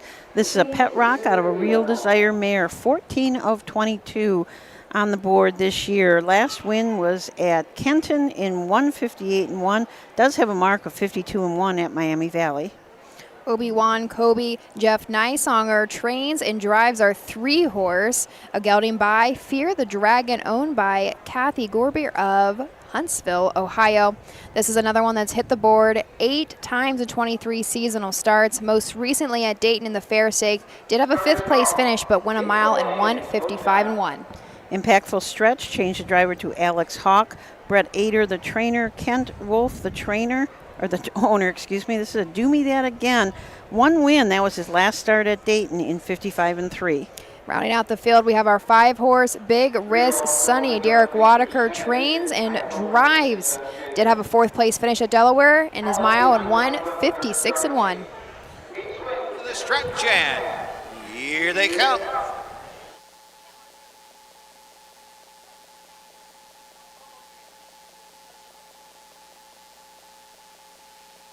Here off and pacing, 3 Margarita Shot going right out to the front. Packful Stretch comes out in 2nd. Fast Dance in the inside is 3rd. They race around the turn. Obi-Wan Kobe racing 4th and trailing the field. Big Risk Sunny, straight alignment. Down the backside, going to the opening quarter. 3 Margarita Shot. Austin Hanners show the way. Packful Stretch getting that 2-hole trip. Fast Dance in its 3rd. Obi-Wan Kobe 4th. Trailing the field, Big Risk Sunny. Straight alignment front to back. They're separated by some 7 lengths. They step by the opening quarter. They're there in 29 4/5. They race around the turn. 3 Margarita Shot shows the way. Knows the helmet and Packful Stretch. Into the lane first time, passing the stands, coming to the halfway point. Fast Dance in its 3rd. Racing 4th, Obi-Wan Kobe. Big Risk Sunny moves to the outside. First to move for Derek Wadaker. Now 5th and moving up. They're halfway home with 3 Margarita Shot. With the lead by a length over Impactful Stretch. Fast Dance in 3rd. Big Risk Sunny 4th. Obi-Wan Kobe trails the field at the half, 59 2. Down the backside they go. The leader, 3 Margarita Shot. Packful Stretch is 2nd. Big Risk Sunny is now 3rd on the outside. Fast Dancing is 4th. Obi-Wan Kobe will move to the outside. Now 5th, 3 in, 2 out into the far turn. 3 Margarita Shot. Racing 2nd, Impactful Stretch at the 3/4, 129 4. They circle the far turn. 3 Margarita Shot has the lead, has it by 2. Impactful Stretch is 2nd. They're off the turn. They're on their way home. Fast Dancing is 3rd. Less than an eighth of a mile to pace. It's 3 Margarita Shot. Impactful stretch. Late rush on the outside. Emmanuel Miller fast dancing. On the line, 3 Margarita Shot. Fast dancing up for second. Impactful stretch will finish third. 1:59 and 2. 3 Margarita Shot, another one. Randy Smith gets his double on the day. This is his 9th seasonal win and 23 starts for 3 Margarita Shot. And 3 Margarita Shot is sitting 7th in the points, so I'm sure we'll see this colt at Northfield. 1:59 and 2. The correct answer to the trivia question. Oh, did we get it? Marion. Marion. Oh, should have stuck. wow. Yeah. Holy They had smokes. 231 entries, which was 27 more than the second place Paulding at 204. Circleville was third at 194. Delaware fourth at 193. Wow. And Ottawa rounded out the top 5 with 187. Well, we were really wrong with Summit County. Yes, we were. It just I was remember such a long night. They were long days at Marion, but I think that's over July 4th weekend. So I mean, I didn't have anything else going on, I guess. So. In my excuse, I wasn't back at OHHA yet, so I'll use. So I wasn't. I didn't know. But you were probably watching the broadcast. Shush, man.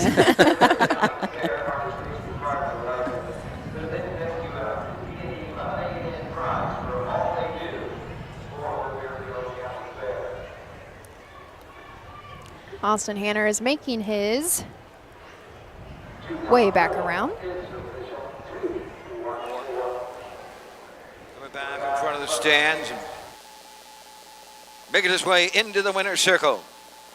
Your winner, the second division of the 3-year-old colt and gelding base, Ohio Colt Racing Association. Here's the 2-3 Margarita Shot.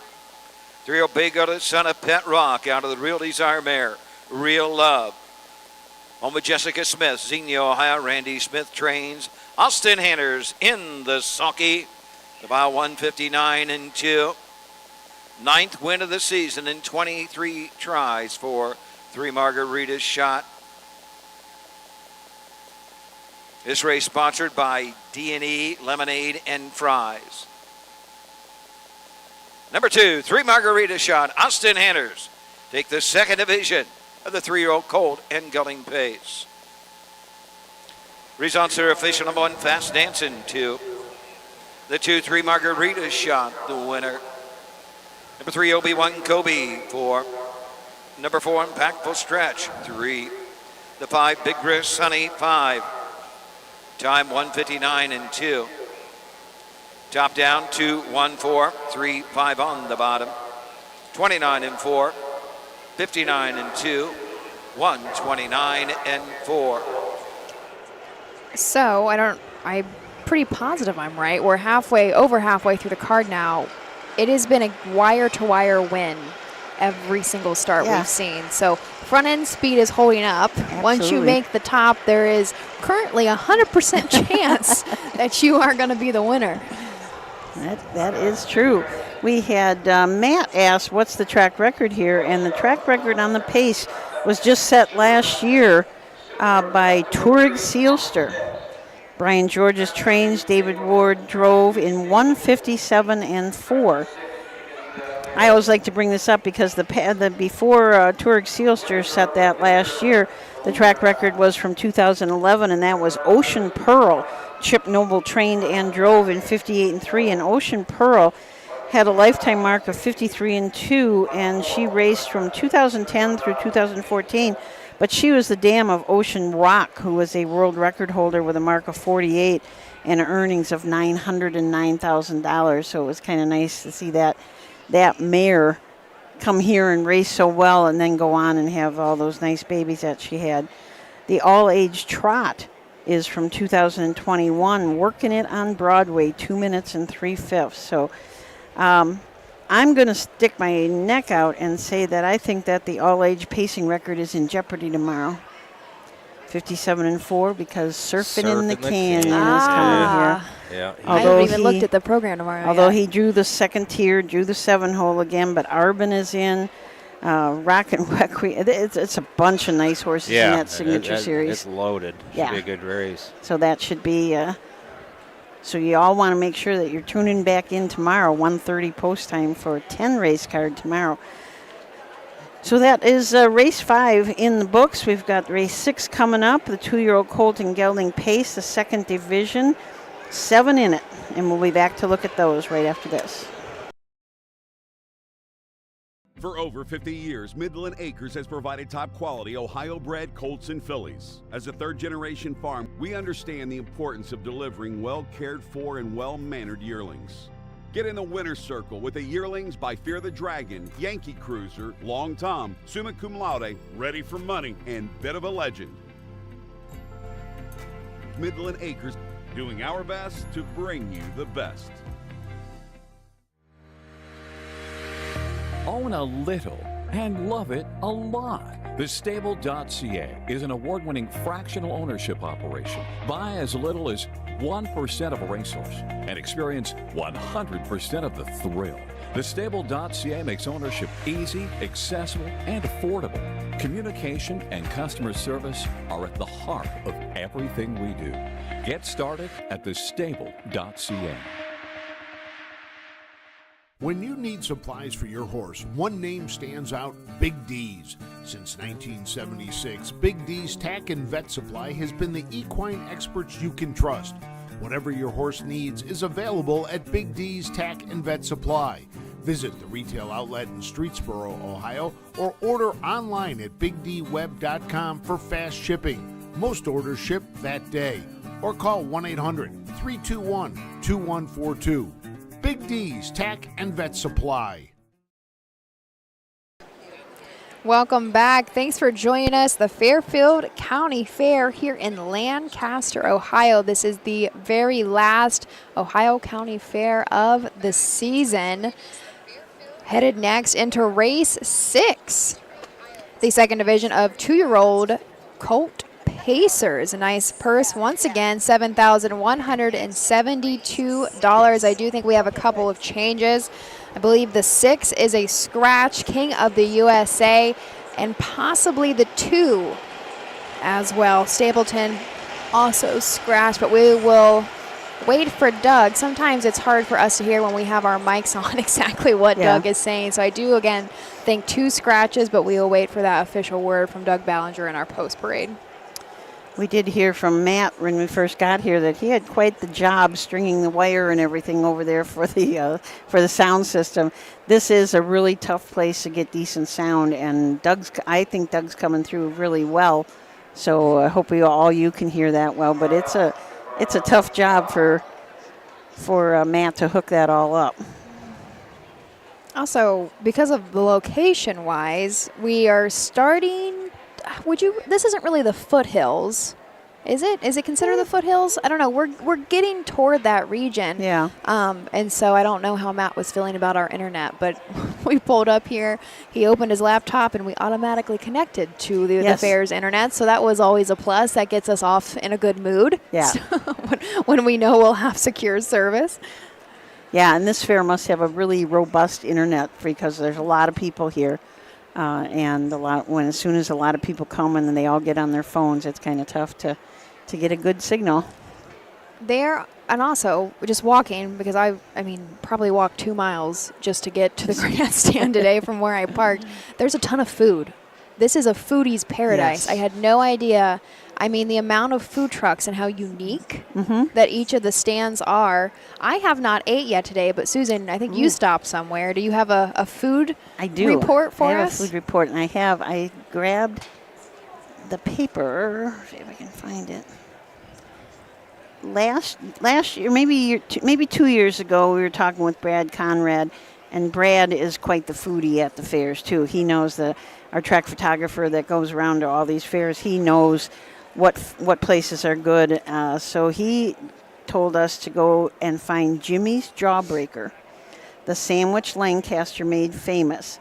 It's just like in the 50s, it says, and they only take cash.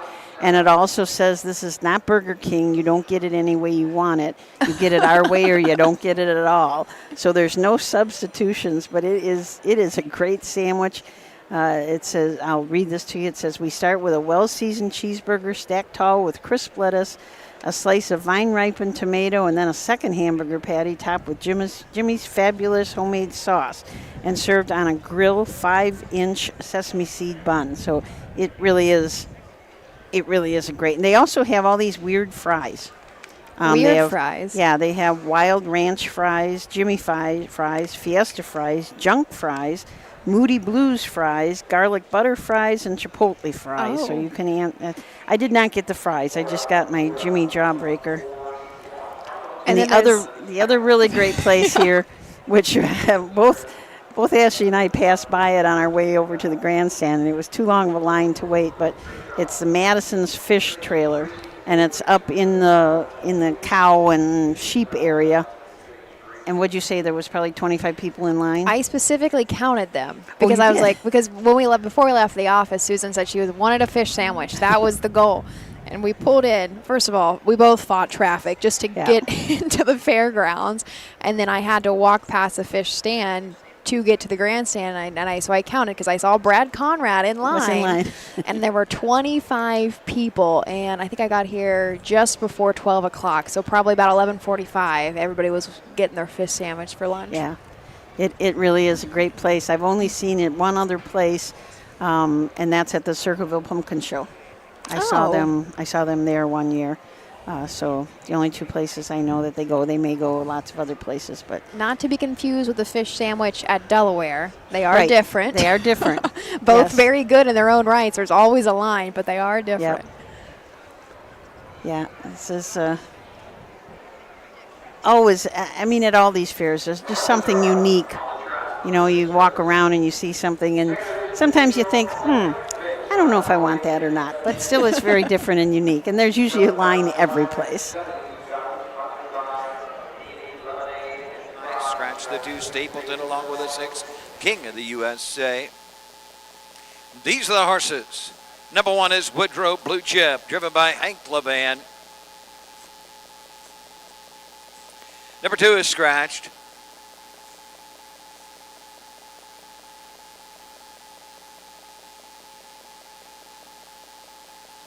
Here's a 3, Lord Bridgerton. Jason Beatty drives. 4, Gene Said with David Young the second. Number 5 is Cruising Over Fire, driven by Jeff Nicesonger. The 6 is Scratched, and rounding out the field, number 7, Beachmaster Keen. Austin Hanners in the sulky. Scratch the 2, Stapleton along with the 6. All right. We will go ahead and get started on the rail. Woodrow Blue Chip, Hank Levan will drive for Ryan Miller. This is 2-year-old gelding by Lather Up, Miller Racing, Red Racer, Roger Miller, Jeff Banke, and I always butcher this name. Even at Delaware I did. Rufinack. I think. So I always apologize because I know I butcher names occasionally. But do own Woodrow Blue Chip. Most recently had a 3rd place finish at Dayton in the Fair Stakes. But before that was a winner at Dayton, a non-winners 1 Paramutual. Actually shows the faster time in his 3rd place finish in the Fair Stake in 1:54.2. Should mention he was 3rd behind Extra Suds, who is a Sire Stakes horse and has been doing very well all season himself. Woodrow Blue Chip has hit the board 6 of 9 times to notch almost $19,000 this year. The 2 Stapleton is Scratched. The 3 Lord Bridgerton, Jason Beatty drives for trainer Brian Georges. Walker, Jameson, Kelly, and Georges are the owners. This is the Ponderosa out of Badlands, Hanover Mare. No Picnic. 12 for 15 first, seconds, or thirds this year has won $23,000 plus. 4 starts back was a winner at Old Washington in 2, 1, and 4. Also won at Piketon in 58 and 1. Gene said we'll leave from our 4th post position. David Young the 2nd in the bike for Steve Carter. A well-said gelding, trained, wow, back to it, bred and owned by Randy Young at stables of MacArthur, Ohio. Another one that's done very well this season has hit the board 10 of 13 tries, however, still looking for the first lifetime win. Just 3 starts back at Ashland, did have a 2nd place finish in 2:02 and 4. Jeff Nysonger trains, drives, and co-owns the 5 Cruisin' Over Fire. Johnny Stant and Benson Roth are the other 2 owners. This is a Catch the Fire colt out of a Yankee Cruiser mare, Cruise on Ashley, currently sitting 14th in the Ohio Fair Championship points, 10 for 13 first, seconds, or thirds this year. His earnings over $30,000 with 5 wins. Most recent win was at Dayton at the Montgomery County Fair in 53-1. Also won at Upper Sandusky 2-1-3, Mount Gilead 59, and Lima 2-2-1. The 6 is a scratch. Rounding out the field from the second tier will be the 7-horse Beach Master Keen. Austin Hanners in the bike for Mark Winters. Looking to go 3 in a row, was a winner at Dayton and a winner at Delaware. Actually timed the faster mile wire to wire at Dayton for the Fair Stakes in 1:56 flat, final quarter in 29-4. 16 starts on the year for Beach Master King, 4 wins, 4 seconds, and 2 third-place finishes. He's bankrolled about $21,000. I think this is going to be a really nice race. You got 3 horses in here that have sub-56 marks as 2-year-olds. It's going to be good. Very remarkable. And you mentioned the Cruisin' Over Fire just won in 51-3 at Dayton. The 2-year-olds put it on them this year at Dayton. So there were 17 on the card, how I remember all of these races. The Cruisin' Over Fire went in 1:51-3 in extra suds that maybe it wasn't. I have not him, but it was Drinking My Baby Goodbye, went in 53 flat. Wow. Yeah, so they were going some nice miles over there. And it's always hard. You know, these little fair tracks are so different. They're all different shape. There's different holes in certain areas of the track, and so it's sometimes hard to compare how fast Ashland is compared to Delaware and Dayton and things like that. You wonder how much will that track improve them, or when horses go to Delaware, how much faster are they going to be at Delaware, how much faster are they going to be at Dayton. And then you get the little bit bigger track at Dayton too, so that makes a big difference. Let's turn it over to Doug. Has them all lined up and ready for a start. Here they come.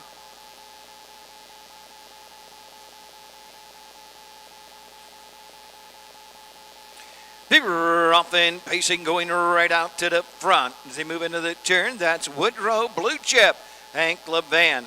Lord Bridgerton comes out in second as they race around the turn.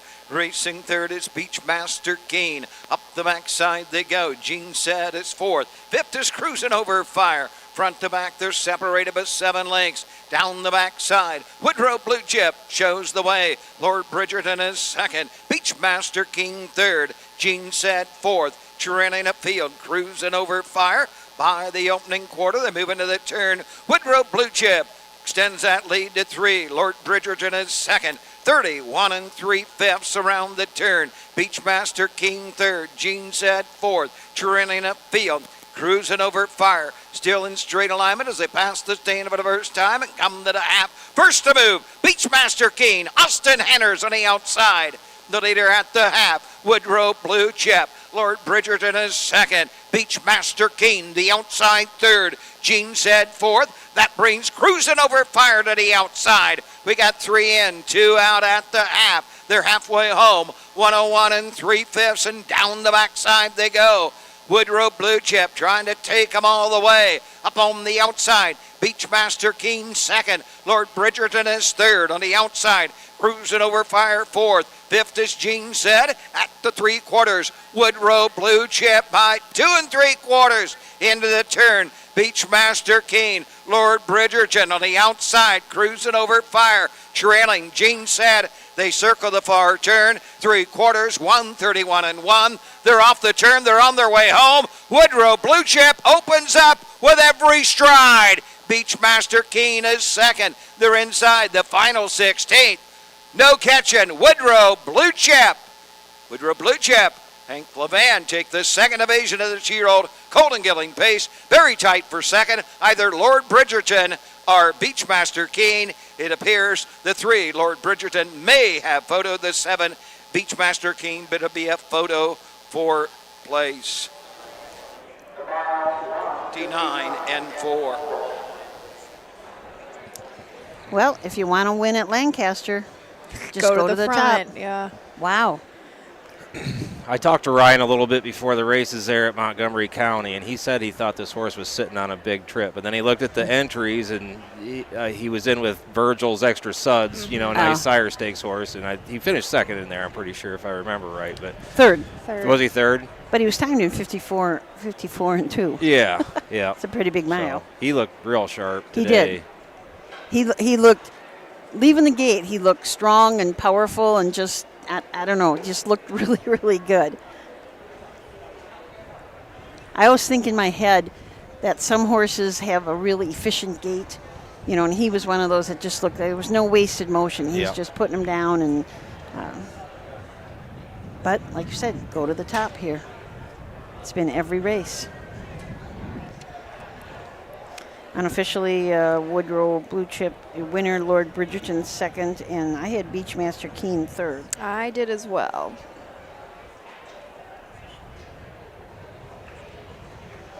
Here comes Hank back in front of the grandstand. Woodrow Blue Chip with his 4th win in 10 seasonal starts.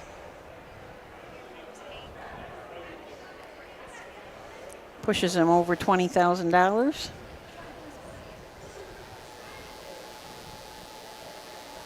You know, we look at some of these horses and what, like All About Faith, what she's made on a fair circuit. I mean, there's some nice money Into the to winner's race circle, for you went to the on a 6th fair race. circuit. Second Division Ohio Colt Racing Association. Fuel Colt and Gilling Pace for $7,172. Number 1, Woodrow Blue Chip. The GOP go to the son of Lather Up. Out of the American Ideal mare. Gnosis Blue Chip. Ryan Miller trains. Miller Racing Stable. Red Racer. Roger Miller, Jeff Bankery, and Debbie Rappenhack own.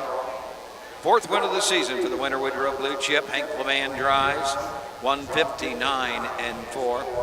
This race sponsored by D&E Lemonade and Fries.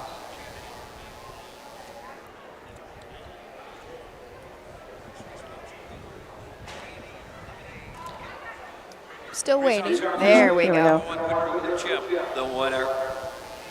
Number 2 is Scratch. Number 3, Lord Bridgerton, 2. 4, Gene Said, 5. Number 5, Cruising Over Fire, 4. The 6 was Scratch. Number 7, Beachmaster King, 3. 159-4. Top down, 1 Scratch, 2. 5-4 Scratch, 3 on the bottom. Quarter fractions, 31-3. The half, 101-3. 3/4, 131-1. 7th race coming up, and I wonder how Doug is feeling, because he has taken on some extra fares as well, announcing the season. I know we talked to him probably, I don't know, I think around Delaware time, and he was very tired. So I wonder how he's feeling with it, you know, being the final one of the season. Yep. Have to take a couple days off, but we've been talking about all of the horses in where they're sitting in the fair championship, but I don't think we're going to have much of a change in the top drivers and trainers. Mark St. Louis is sitting first before coming into today with 114 wins on the fair circuit. Jeff Neisanger with 97, Drew Neal with 84, Alex Hawk 59, Hank Levan 59. So those are your top 6 and drivers on the fair circuit. And as far as trainers, we've got Betty Clegg with 75, Rosie Weaver 66, Hank Levan 48, Mark Winters 46, Herman Hagerman 39. So those are your top. Like I said, I don't think anybody's going to jump ahead of each other, but they'll probably get a few more wins in. So those top trainer and driver on the fair circuit will be honored at the banquet in January, the Ohio Harness Horsemen's Association banquet. It's a really nice thing that we started just a few years back about honoring the fair drivers, because it is usually a different group of people than are at the Perry Mutual track every night, so it's nice to be able to honor them. The last few weeks, it's been no question that Mark St. Louis Jr. was going to be at top. It really came down to how many wins was he actually going to have. I think 3 years ago, Ron Gillespie ended up notching it, I want to say about 118 wins. And so really, we were trying to keep tabs on if he was going to beat that. But I guess there's always tomorrow. There's tomorrow. Always tomorrow because he is very close. And when Mark St. Louis is hot, like he's hot, he won't just win one race on a card. He is listed on 2 horses tomorrow, but he could always pick up catch drives. So the 7th race coming up, we've got 2 scratches. The 2 Ella Joe and the 3 Bluey are both scratched. So we are scratched down to just a 4-horse field. These are the 2-year-old fillies, 2nd division, and we'll be right back.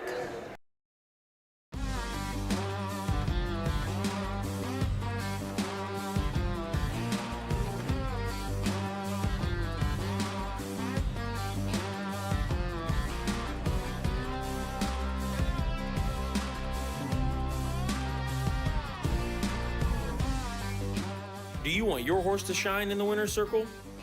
Feed DAC oil. It makes a world of difference.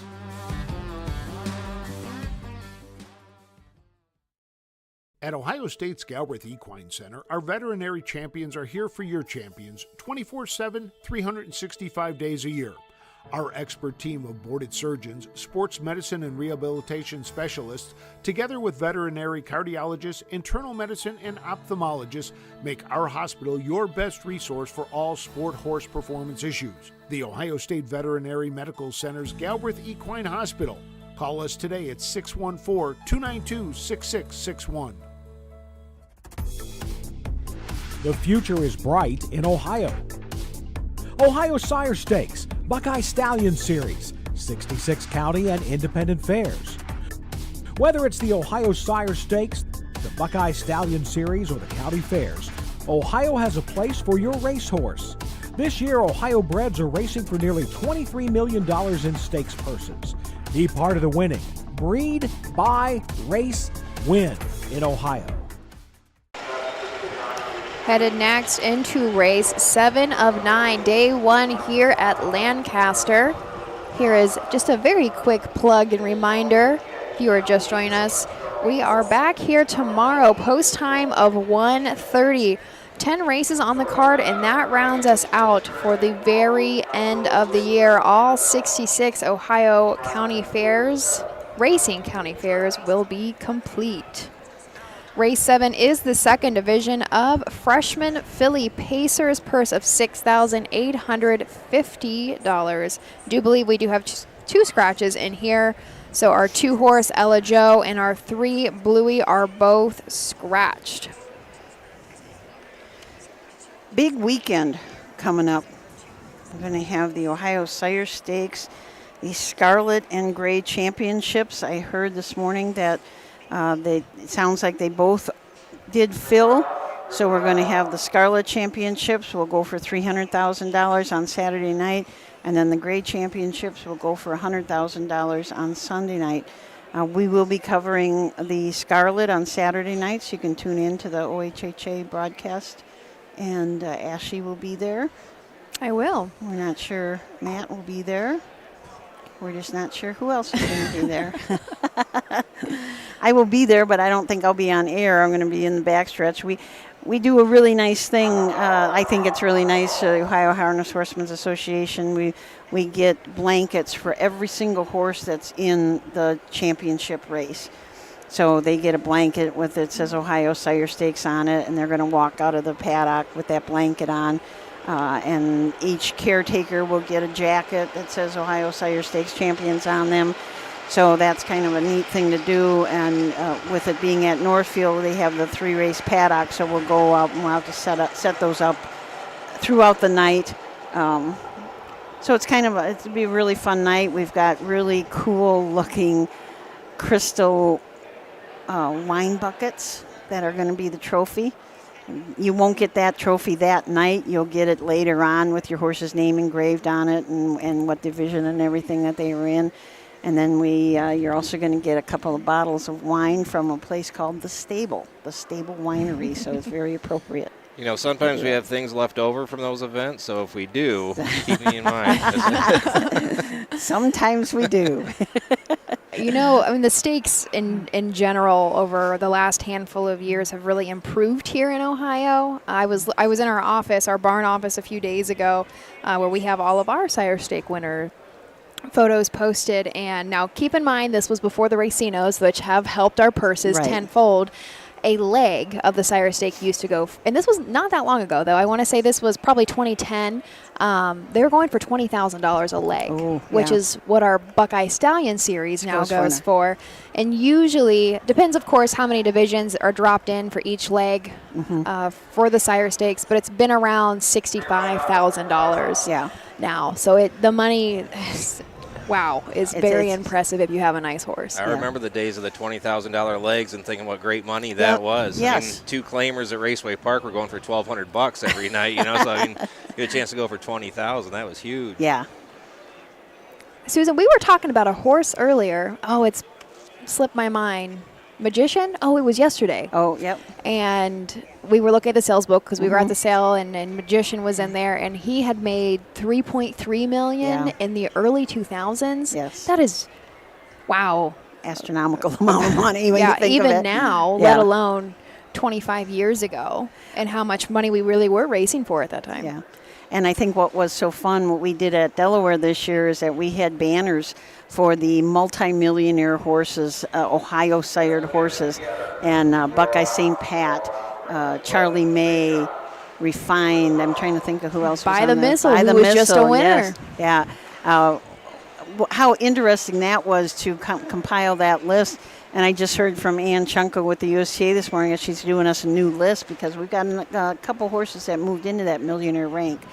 So totally amazing when you think about that. From the days of $1,200 purses and $20,000 sire stakes to now that we have a number of millionaires sired by Ohio. And I did a very quick piece with a breeder on the Millionaire Row. And truthfully, a lot of those millionaires are homebreds or from very small people. Of course, Charlie May, probably the most famous of them all. Yeah. For $6,850. Sponsored by D&E Lemonade and Fries. You'll have Win Place, Exacta, and Trifecta. Scratch the 2 Ella Joe and the 3 Bluey. And these are the horses. Number 1, Nora's Magic Dragon, driven by Austin Hanners. 2 and 3 are scratched. The 4, Miss Dragon, Alan Willems driving. Number 5 is Long Live Cowgirls with Dylan Fagan.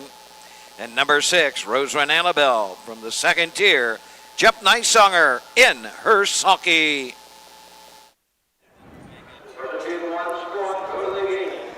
So the horses are getting ready to go to the gate. We've got Nora's Magic Dragon from the rail. I didn't catch the driver on that one. Austin Hanners. Austin, okay.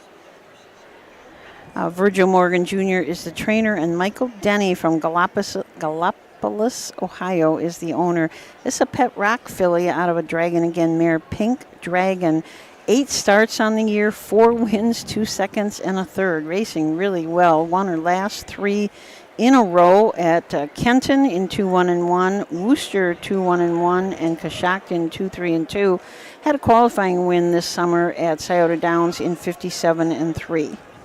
2 is a scratch, 3 is a scratch, so automatically the 4 horse can slide down the gate. Miss Dragon, Alex Willems will get his 2nd lifetime drive on the Larry 6 trainee. She's a 2-year-old filly by Fear the Dragon out of a Real Artist mare, Miss Maddie M.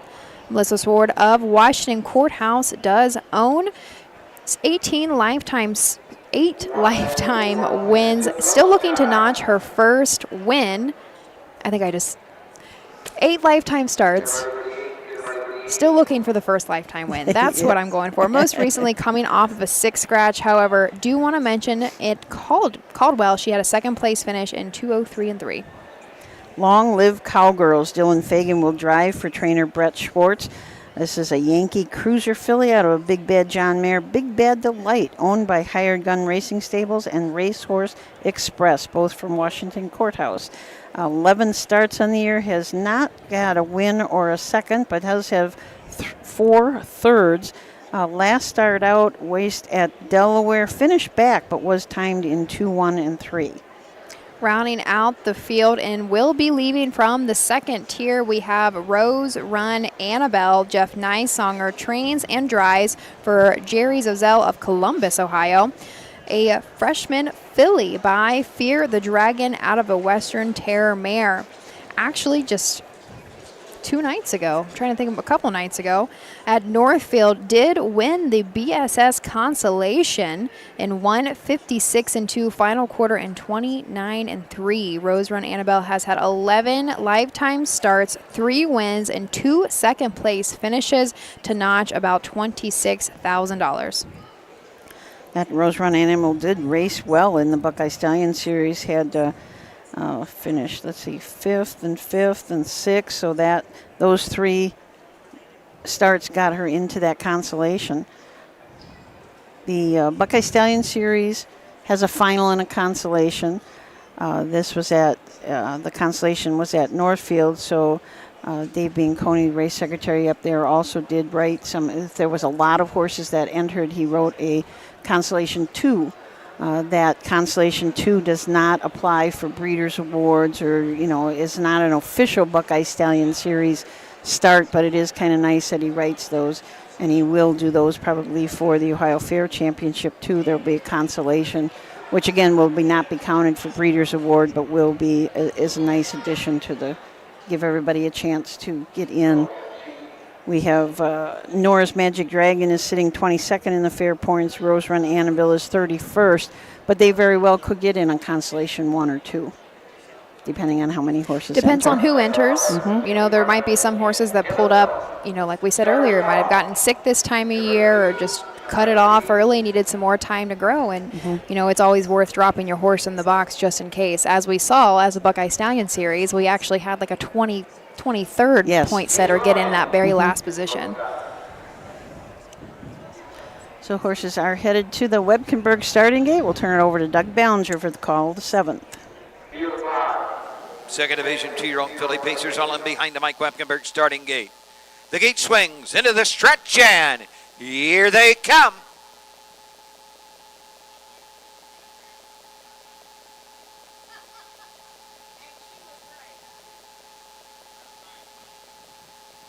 Big rough and pacing going right out for the lead. That's Nora's Magic Dragon on the outside. Miss Dragon will take a seat second. Round the turn, up on the outside, Rose Run Annabelle to race around the turn. Going down the backside to the opening quarter. Top of the field and showing away. Rose Run Annabelle, Jeff Nightsinger. Nora's Magic Dragon is second. Miss Dragon is third. Long Live Cowgirls is fourth. Down the backside, going on over to the opening quarter.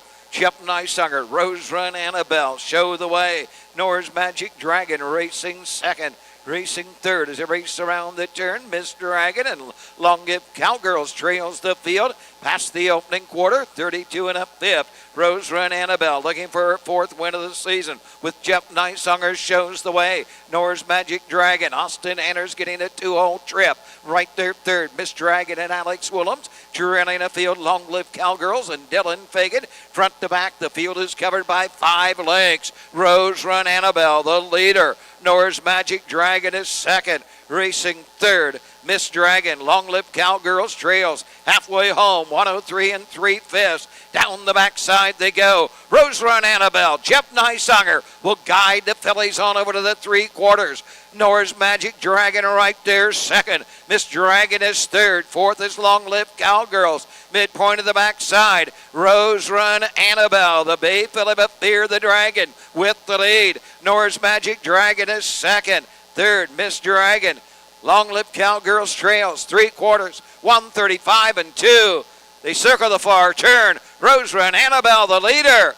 Nora's Magic Dragon is second and will move to the outside. They're off the turn. They're on their way home. Rose Run Annabelle. Nora's Magic Dragon on the outside. Less than a 16th. Coming to the line.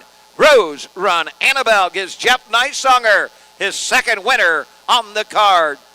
Nora's Magic Dragon home second. Third, the 4, Miss Dragon. The mile 2:04. 2:04 flat for Rose Run Annabelle, Jeff Nightsinger. That should be is that his second on the card? I think so. Coming off of that Buckeye Stallion Series consolation win in 56 and 2. So 2 4-mile must seem like a walk in the park. Jeff did quite the maneuver actually going into this first turn. I don't know if you got that. How in the world did he end up on top? The 1 and 4 were barreling into that turn, and all of a sudden, here comes Jeff. Yeah, he did quite a maneuver, went between horses because he wanted the front. Jeff Nysonger was going to make sure he's going to get the front. I think Alex's horse, Miss Dragon, Matt, like you pointed out earlier, not sure it was the hub rail, just something different, ended up bearing out quite a bit going into the turn. Jeff Nysonger said, "Whoop, there's my spot," and went right through it. I think Nora's Magic Dragon got a little bit rough there, and then I think Willem's Alex went out, and like you said, Jeff just scooted right up in there.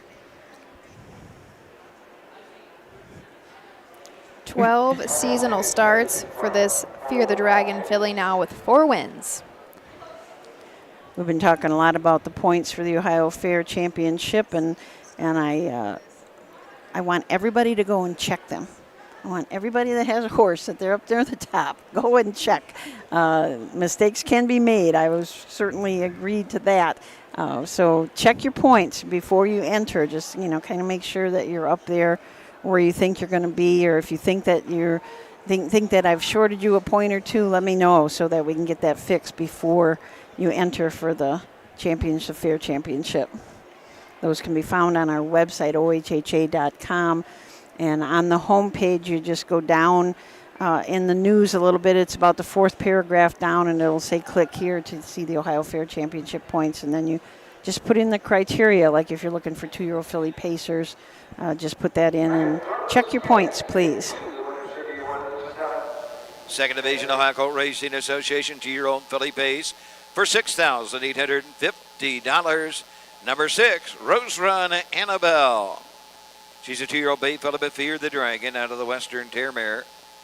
Tiger Bedoyer, 4th of the season for Rose Run Annabelle. She's owned by Jerry Zozell of Columbus. Jeff Nysonger trains and drives. Jeff's second winning drive of the day, the mile 2:04.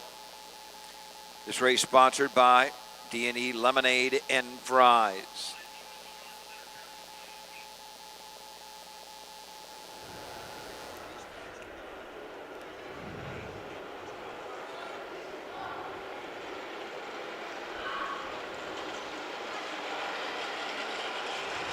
Susan, we have just 2 more races on the day.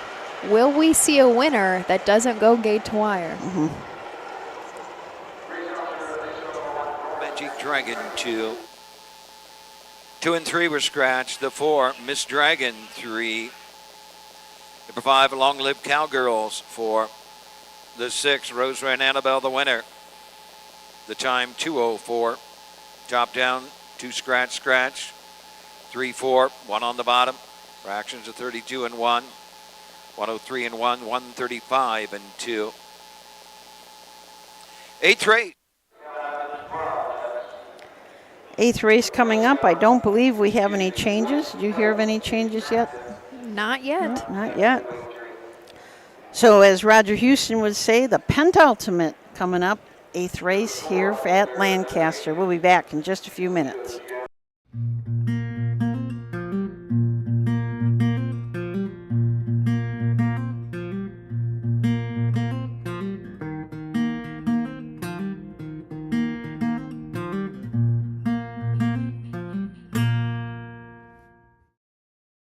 The first Fairfield County Fair in Lancaster, Ohio was held in 1851. The local agricultural society had been formed a year prior to promote the area's industry. Admission was just 25 cents, and cash premiums were awarded to best livestock and crop varieties. After a first successful year, the fair kept growing and introduced harness racing to their program. The first track was only a 1/3 mile long, but purses were large for the time. $50 went to the winner, $25 to second place, and $10 to the horse finishing third.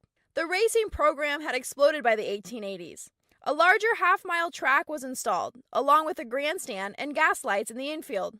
For the first time, both harness and foot races took place after sunset.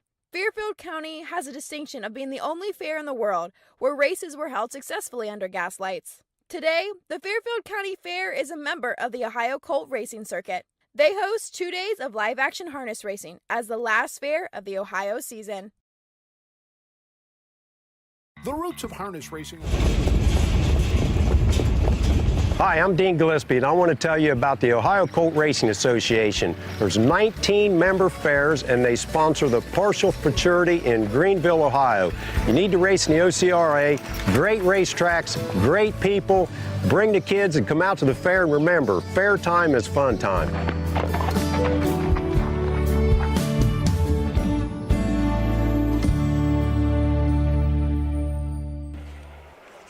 Talking about the Ohio Colt Racing Association. I got an invitation to the 91st annual banquet. That's kind of amazing that the Colt Association has been around for 91 years.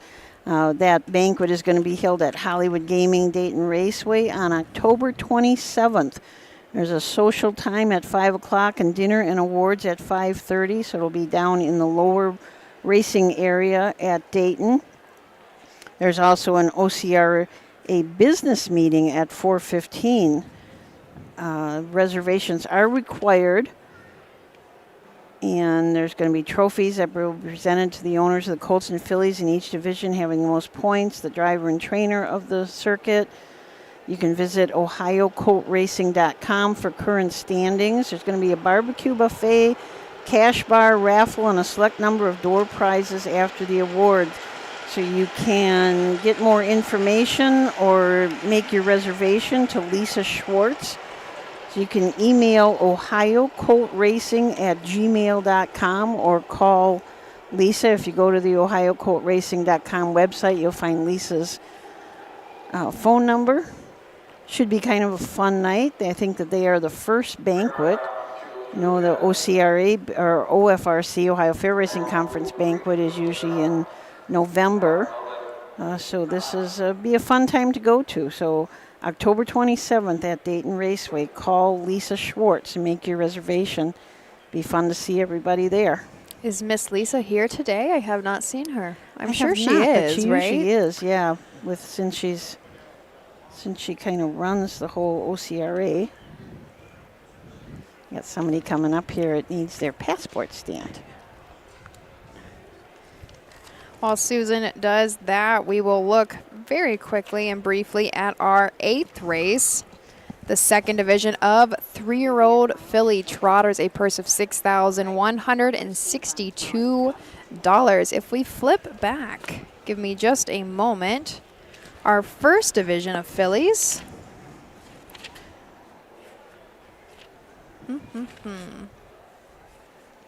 Our first division of 3-year-old fillies, that was the All About Faith race in 2:05 flat. I would not be surprised if this field does go faster, not necessarily because they're faster horses in general, but All About Faith really held her mile back. It was a very strategically planned race, I think. I mean, All About Faith, they went to the half in 4, mile in 5, but they went to the 3/4 in 36 and 3. So that was a very wicked last quarter, and Flip Five Stones was right there at her wheel the whole time. So that was a really exciting race. That's probably the most exciting race of the day so far is that finish. But as far as exciting races, we got the Signature Series coming up, and those are always such great races. We've got horses in here that raced we've got 3 of them that raced in the Signature Series, either final or consolation. So that's going to be an exciting race, as well as tomorrow we've got the Signature Series Pace, where, like I said, I'm making a prediction that track record's in jeopardy. We've seen some pretty nice miles out here today, let alone, I don't think, by the looks of it, I don't think anybody trains here year-round. No, I do not think so. And so especially even just one day of having horses on the track, water on the track, tractors on the track, we might see some faster miles even tomorrow, especially with those older pacers. That's another thing that Lisa Schwartz has just done a great job. I know we brought it up earlier, but the caliber of horses that now race in the Signature Series that are just held at fairs is just phenomenal. Yeah, it is fun to see them competing week after week after week. And you get a lot of horses that bounce back and forth. They'll race at Northfield, then they'll come to a Signature Series. They'll go back. You know, little bit. But then you've got those that are just week after week after week hitting that signature series.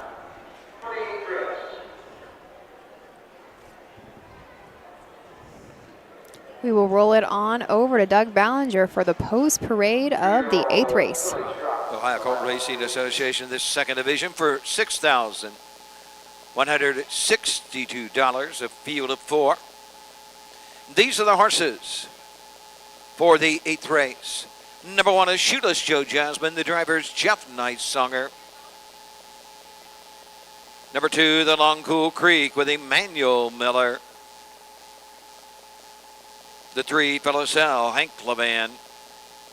And number 4, Our Moment in Time, Scott Cisco in the sulky.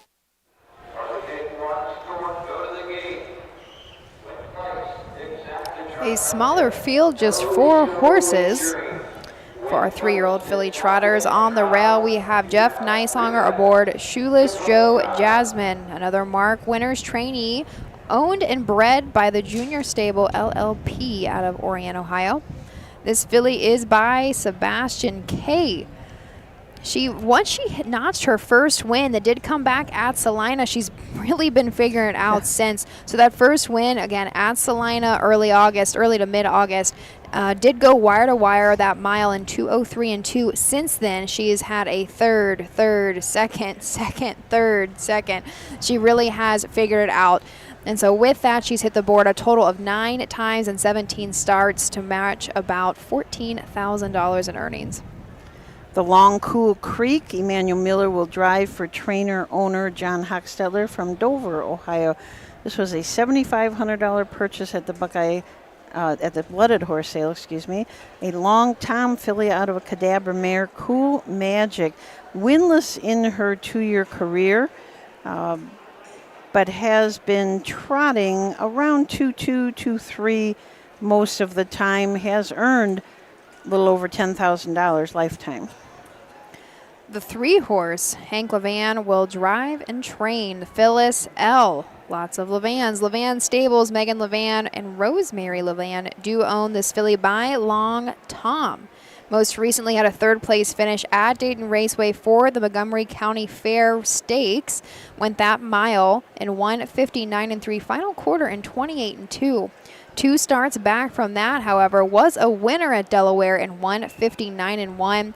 In 26 seasonal starts, she's had 6 wins, 6 seconds, and 4 third-place finishes to make $44,000 lifetime, $76,000 with a mark of 1:58 and 2 at Scioto Downs. Our Moment in Time, Scott Cisco up for trainer Jimmy Yarledge Jr. Laura and Paul Baker own and bred this Long Tom filly. She's out of an Uncle Peter mare, Caring Moment. 23 starts on the year, 1 win. That was at Troy in 2-3 and 3. It's earned almost $20,000 this year and a little over $20,000 last year. That is your field for race number 8, the 2nd division of the 3-0 filly trotters. Our 2-horse, the Long Cool Creek, only has 7 starts as a sophomore. Looks like she came back pretty late. Usually, I'm trying to think of when the Miami Valley holds a stake, and I'm blanking on the name. Early in the year, What is that stake? A lot of sire stake horses will drop into it. Oh my gosh. The Hackett. Yep. Is that in March? Or is that I think April-ish. Okay. So yeah, to give you a base off that is actually pretty early to have a horse ready and then go throughout the season. Yeah. But 3-year-olds do come back before 2-year-olds. 2-year-old seasons usually start in July, around July 4th. But the Long Cool Creek actually did not come back until August 9th. So she took some time off, quite some time off, about 10 months or so, whether that be to grow, some growing pains or what it may have been. All those staking decisions, it's a lot. It's a lot for the trainers and owners to do, but it's also a lot for the race secretaries to figure out when all these stakes are going to be, when they're going to be held. I didn't know this before the meeting that they had about the sire stakes on Monday, but that all 4 tracks are supposed to have some sire stakes legs, which is why we have that sire stakes leg at Miami Valley so early. Okay. I think they can opt out, but they're by law they're required to have those a division or a leg of the sire stakes. So I thought that was kind of interesting. Did you go to that, Susan? Yeah. Was there much of a crowd there? There was Good. 35 or 36 people or something like that. I think that's awesome that they did that. I mean, I think it's a great idea. It was. A lot of horsemen were there, and you had your big horsemen that have big stables, and then you have the guy that just had a couple horses there. So it was well represented. I think they posted on Facebook today kind of the little high points of what came out of that meeting. They didn't make any decisions. Those decisions will come from the Ohio Standard Development Fund meeting. So let's turn it over to Doug Ballinger for the call of the 8th race.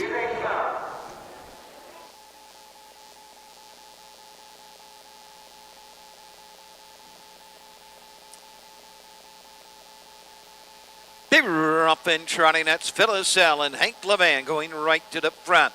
The Long Cool Creek comes out in second, racing third. Shoeless Joe Jasmine into the turn.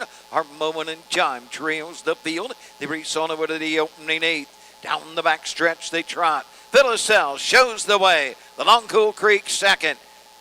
Racing third, Shoeless Joe Jasmine. Our Moment in Time trails the field. Front to back, 5 lengths will separate these 3-year-old filly trotters. Phyllis L., the leader, looking for season win number 7. Right there second, the Long Cool Creek.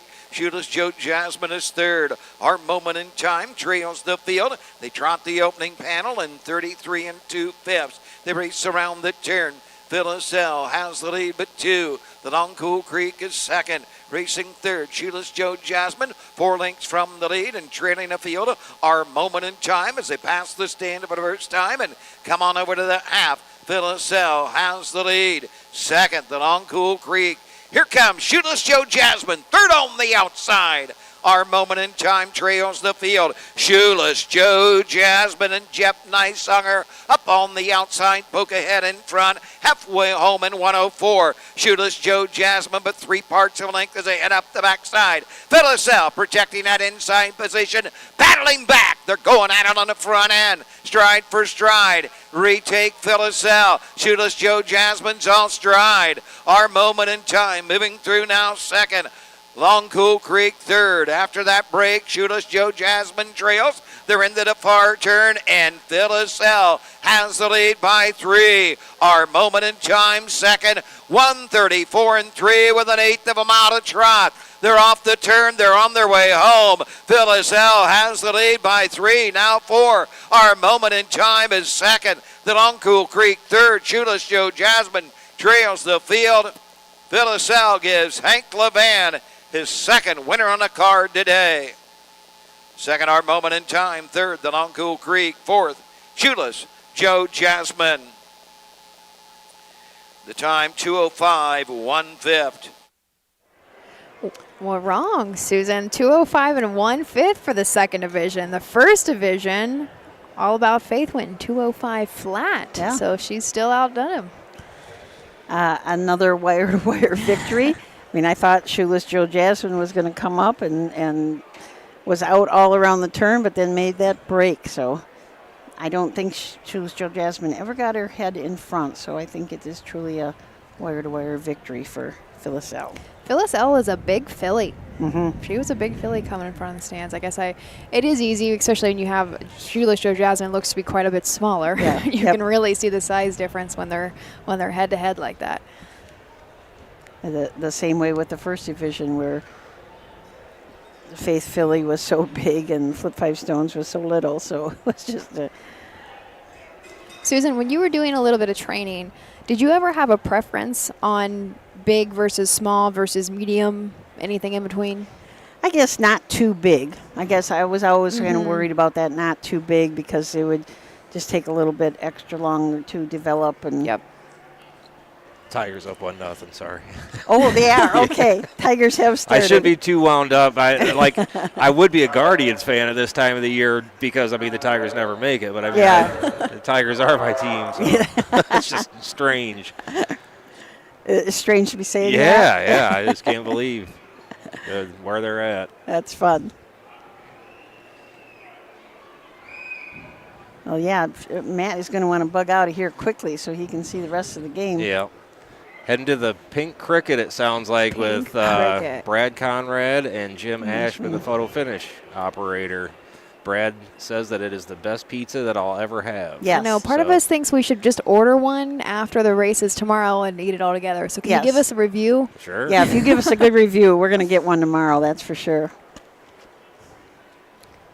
And here comes Hank Levan and Phyllis L. Phyllis L is sitting 5th in the points, in the fair championship points. Billy Trot, the second division for $6,162. Number 3, Phyllis L. She's a 3-year-old bay filly of a long time out of the CR Commando mare. Kelsey's Commando. She's owned by the Levan Stables, Megan Levan and Rosemary Levan of Lewiston, Ohio. Hank Levan trains and drives. Hank gets his second winning drive of the day here at the Fairfield County Fair. The mile 205 and 1/5 for Phyllis L., her 7th of the season. This race sponsored by the friendly Bremen Bank. Results are official. Number 1, Shoeless Joe Jasmine. 4.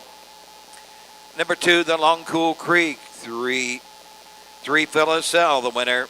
Number 4, Our Moment in Time. 2, the time 205 1/5. Top down 4-3-1. 2 on the bottom, 33 and 2.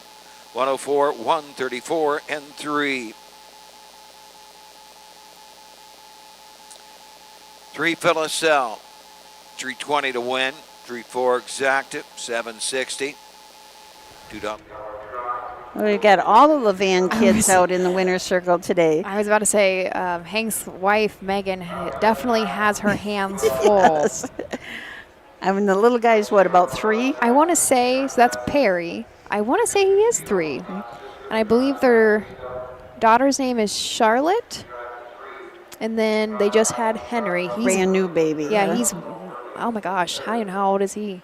Maybe. When was Richwood? When was Richwood Fair? That was August, Labor Day, September. Yeah, so he might be like a month old. 5 weeks. Wow, wow. Oh, time he got to work. That's right. Get him in that winner's circle. Well, I wondered why when I saw Hank on hooking the, on checking the horse and going up and holding it, he wanted a nice, safe winner's circle there. Susan, we're flipping the page, headed into race 9 of 9. We have hit the finale of just day 1, though. We're back tomorrow. Day 1 here at Lancaster, the Signature Series Trot, a purse of $3,850. This is going to be a very full field. Thankfully, we have currently, at least, no scratches. So a full field of 7. 2 trailers will be up next. Join us as we introduce the field after a few brief messages. Mark your calendar for the new and exciting North American Standard Bred Mix Sale. Tuesday, December 17th at the Mount Hope Event Center in Mount Hope, Ohio. Broodmares, broodmare prospects, race horses, and stallion shares. Pedigrees announced by Ed Teefee and Gabe Pruitt. Online bidding, clean, heated facility. The North American Standard Bred Mix Sale. A live auction to see quality horses with industry-leading pedigrees. Tuesday, December 17th in Mount Hope, Ohio. Entries are now open. Cool Winds Farm in Lima, Ohio is a full-service standardbred breeding farm. Cool Winds stands the popular dancing Yankee, a 2-time world champion, along with 2019 Jug winner Southwind Ozzy, the son of Some Beach Somewhere. Cool Winds also stands the royally bred $2 million earning Western Fame. Cool Winds Farm wants to thank all the bidders and buyers that supported the Ohio Selected Jug Sale. When you need supplies for your horse, one name stands out: Big D's. Since 1976, Big D's Tack and Vet Supply has been the equine experts you can trust. Whatever your horse needs is available at Big D's Tack and Vet Supply. Visit the retail outlet in Streetsboro, Ohio, or order online at bigdweb.com for fast shipping. Most orders ship that day. Or call 1-800-321-2142. Big D's Tack and Vet Supply.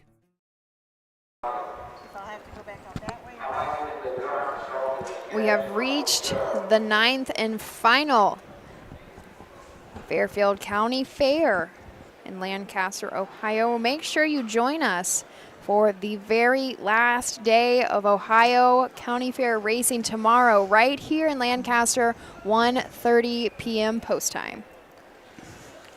It'll be a good day tomorrow. The weather's supposed to be just as nice as it is today. It's just kind of a really nice day here in the grandstand. I'm sure it's a lot warmer out in the sun, but what a nice job. They're doing a really nice job. I think it's Cheryl Ricketts is the speed superintendent here, and just doing a great job putting everything together. They are going to have the losing ticket kind of extra prizes, so right after the races are done, and they're going to draw for some prizes here. Susan, will you be wearing long pants tomorrow? Nope, no shot. Not putting it in yet. I have two things. I don't like to turn on my heat, and I don't like to wear long pants until Harrisburg, and that is November 5th or something. So I don't know. I may be a little bit chilly, but that's my rule. That's my hard and fast rule. Harrisburg, 5 days. You have to jar my memory. Do you go all 5 days? Yes. Yep. Wow. All 5 days and sit. It's kind of a neat thing because it's New York, New Jersey, Delaware, Maryland. I'm trying to think of who else is there. Indiana's not there, but all of the sire stakes are all there. So the first couple days when they're selling the yearlings, I'm there as sire stakes. I have a banner on my table that says Ohio Sire Stakes. And then when they flip over to the to the mixed sale, then I flip my banner back to OHHA, because then I'm there talking to people about the Breeders' Awards and what we offer in Ohio to people who are thinking of investing in our program. So it's kind of a neat thing. I think it's nice that we're all there, that all the different states are there. And of course Pennsylvania's there also. But it's just nice to be able to, you can go down the row and say, well, if I was going to invest in a New York bred, what would I have? Yeah. I'm going to invest in an Ohio bred, what can I do? Do you have any idea on why Harrisburg, we can answer this after the post parade, but why Harrisburg and not somewhere like Lexington that has, some bigger backing, I guess? Yeah. $50. Signature Series, sponsored by Fremley Bremen Banking Center. A field of 7 will go to the gate. These are the horses. Number 1, MJ's Liberty Valance. The driver is Austin Hanners. Number 2 is Unhinged with Roger Hughes Jr. Number 3, Mr. Steele. Scott Cisco drives. The 4 is Vrooman Vani with Emmanuel Miller. Number 5, I Like It in the Dark. Russell Early the 3rd. 6 is Sultan of Cash with driver Charles Bolin. Number 7, Uncle Joe. Alex Hawk in the sulky. To get back to your question about Lexington, I think because first started going to Harrisburg because of the mixed sale component of it, that there were going to be some Ohio sired horses, but also the brood mares that were purchased by Ohio people and brought back to Ohio. And the Lexington sale, it's only been the last few years that there's been a pretty good Ohio contingent there. Yeah. So yeah, I think it is interesting. So this is the Signature Series Trot, $3,850 purse. The 1, MJ's Liberty Valance. Austin Hanners drives for Doyle Bross. Doyle Bross is the listed trainer, but don't you doubt that Mary Jo Bross is the one that is calling the shots on this horse. She loves this horse. Told me yesterday he will always have a home. So he is a 7-year-old Wishing Stone gelding. 179 lifetime starts, 25 wins, $145,000 earned. A mark as a 5-year-old of 55-3. The 2 is Unhinged. Roger Hughes Jr. owns, trains, and will drive this 4-year-old gelding by Uncle Peter. He was originally just a $6,200 purchase out of the Blooded Horse sale a few years ago, and now Lifetime has made $72,000. He's taken quite some time off. This is his first appearance since May 15th.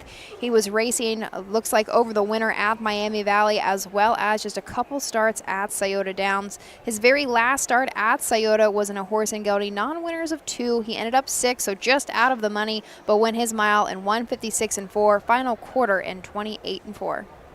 Mr. Steele, Scott Sisko will drive for trainer-owner Roger Hughes. This is a long Tom 5-year-old out of an SJ's Caviar mare. 88 lifetime starts, 11 wins, 9 seconds, 14 thirds, just about close to $100,000 in earnings. Has a record last year as a 4-year-old of 156-1. Vroom in Ronnie will be our 4-horse Emmanuel Miller. In the bike for Carl Easterday Jr. Chris Easterday of Bucyrus, Ohio, does own this 5-year-old mare by full count. She most recently is coming off of a second-place finish at Coshocton. In the Signature Series itself, went that mile up at Coshocton in 2:03.3. Vroom and Ronnie has been at the fairs all season long, racing in some sort of Signature Series. Shows the fastest time of 1:58.2, although was out of the money at Delaware. I Like It in the Dark is the other mare in this field.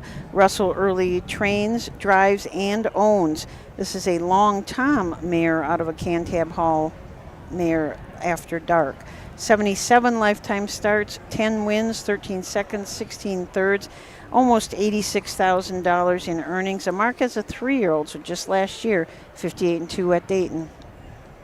The 6-horse, and starting from the second tier, will be Sultan of Cash. Charles Bolin in the bike for, once again, Roger Hughes Jr. This is the oldest horse in the field, a 9-year-old gelding by Cash Hall. He's been racing, again, at the fairs most of the time all season long. His last win came in the Signature Series at Xenia in 2 minutes flat. Does show a mile in 1:55.1. Quite some time back at Scioto. 27 starts on the year, has hit the board 10 times. Lifetime, however, Sultan of Cash has made $302,000. And Uncle Joe from the 7-hole, Alex Hawk drives for Shelby Cheeto. Shelby is also the leasee of this 8-year-old Uncle Peter gelding. It's out of an SJ's Photo mare. Did not start as a 7-year-old. Has had 15 starts this year with 4 wins. The fastest of those, 57-4 at Scioto Downs. Has 83 lifetime starts, almost $80,000 in earnings. Interesting that the Hughes stable, Roger Hughes Jr., has 3 horses in this race. So I think Roger Hughes Jr. likes to keep the older trotters and just keep on racing them. He was also the, let's see, is he the, no, he's not the breeder of them, but kind of unusual for one stable to have 3 trotters in the Signature Series. And if my memory serves me correctly, the Signature Series, this is technically, Lancaster is the first fair, for point-wise, that will go into next year. So this race right here and tomorrow's Signature Series pace, all of these points collected will actually go for these horses next year and that final at Delaware. Well, we're joined by Joel from Australia. It's only 5:30 in the morning there. So glad you got up with us, Joel.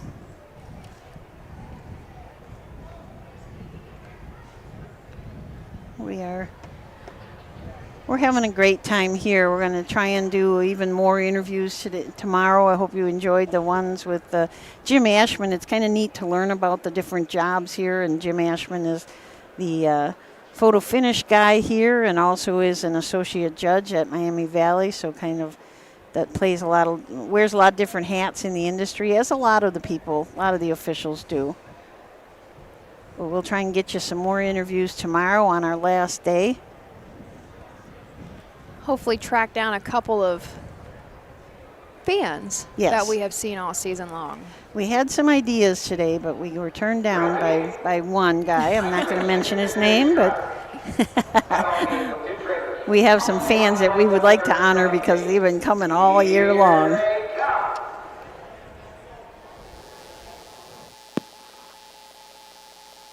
I'll stride to 4, Vroom and Bonnie momentarily. They're up and trotting on the outside and going right to the front end. That is Unhinged, and Unhinges all stride. MJ's Liberty Balance has the lead as they head up the backside. Mr. Steele racing second. Racing third on the outside, Vroom and Bonnie trotting fourth, Sultan of Cash. Racing fifth, I Like It in the Dark. Racing sixth is Unhinged, and trailing the field, Uncle Joe loose on the lead. MJ's Liberty Balance with the lead for Austin Enders. Racing second is Mr. Steele. Trotting third, Sultan of Cash. Racing fourth as they race around the turn, Vroom and Bonnie through an opening quarter in 30 and a fifth. Round the turn they trot. Racing second to last, I Like It in the Dark. Passing the stands first time, coming to the half. MJ's Liberty Balance shows the way as they race to the half. Racing second at the halfway point, Mr. Steele trotting third. Sultan of Cash racing fourth on the outside. At the halfway point, Vroom and Bonnie. I Like It in the Dark is fifth. Unhinged is sixth. Uncle Joe trails the field seventh. Halfway home, 59 and 4/5 to the 5/8 they trot. With the lead, MJ's Liberty Balance taking to take them all the way. Mr. Steele second. Sultan of Cash third. Vroom and Bonnie fourth. Fifth, I Like It in the Dark. Sixth. So he raced down the backside. Unhinged. Racing on the outside, Uncle Joe into the far turn. It's still MJ's Liberty Balance. Mr. Steele second. 3/4, 1:31 and 2. Round the far turn with an eighth of a mile to trot. MJ's Liberty Balance comes off the turn, leading Mr. Steele by a length and a half. They're off the turn. They're on their way home. MJ's Liberty Balance has got every call, trying to take them all the way. MJ's Liberty Balance needs the line because here comes Mr. Steele. Mr. Steele on the outside gives Scott Cisco his second winner on the day. MJ's Liberty Balance second. Sultan of Cash home third. The mile 2:02.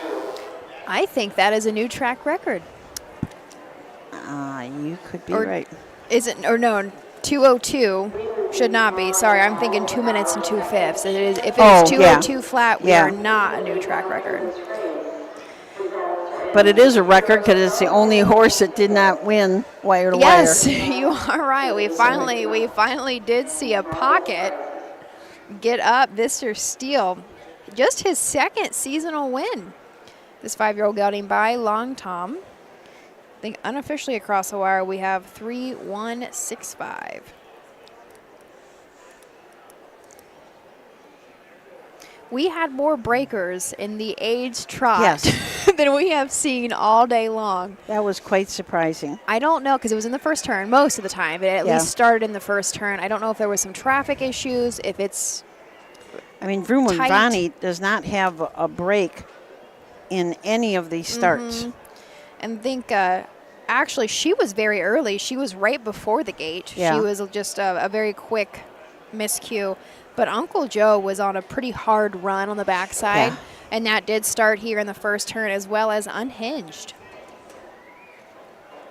Yeah, it was quite surprising to see those horses, these older seasoned horses doing that. But Mr. Steele, the Long Tom 5-year-old out of an SJ's Caviar mare, gets the win. And he is named after Scioto Downs.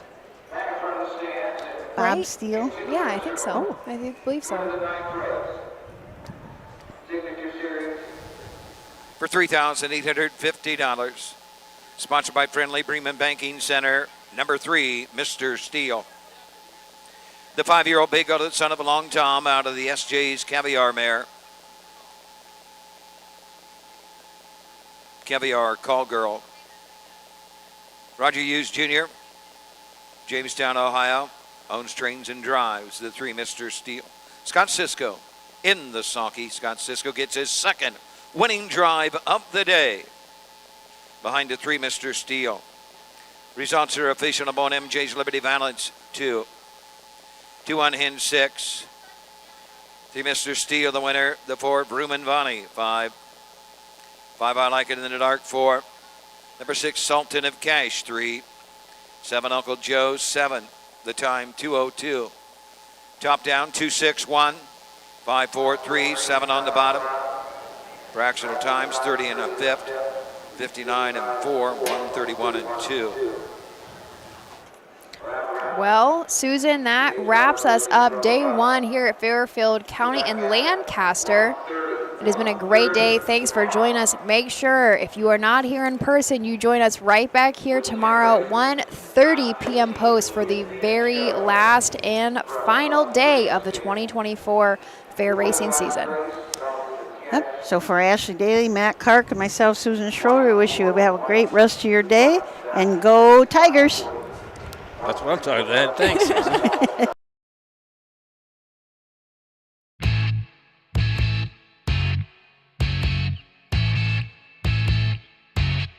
This has been Ohio County Fair Racing.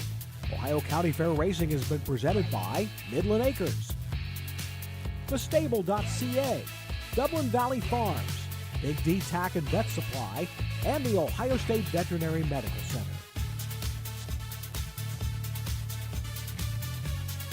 Ohio County Fair Racing is a presentation of the Ohio Harness Horsemen's Association.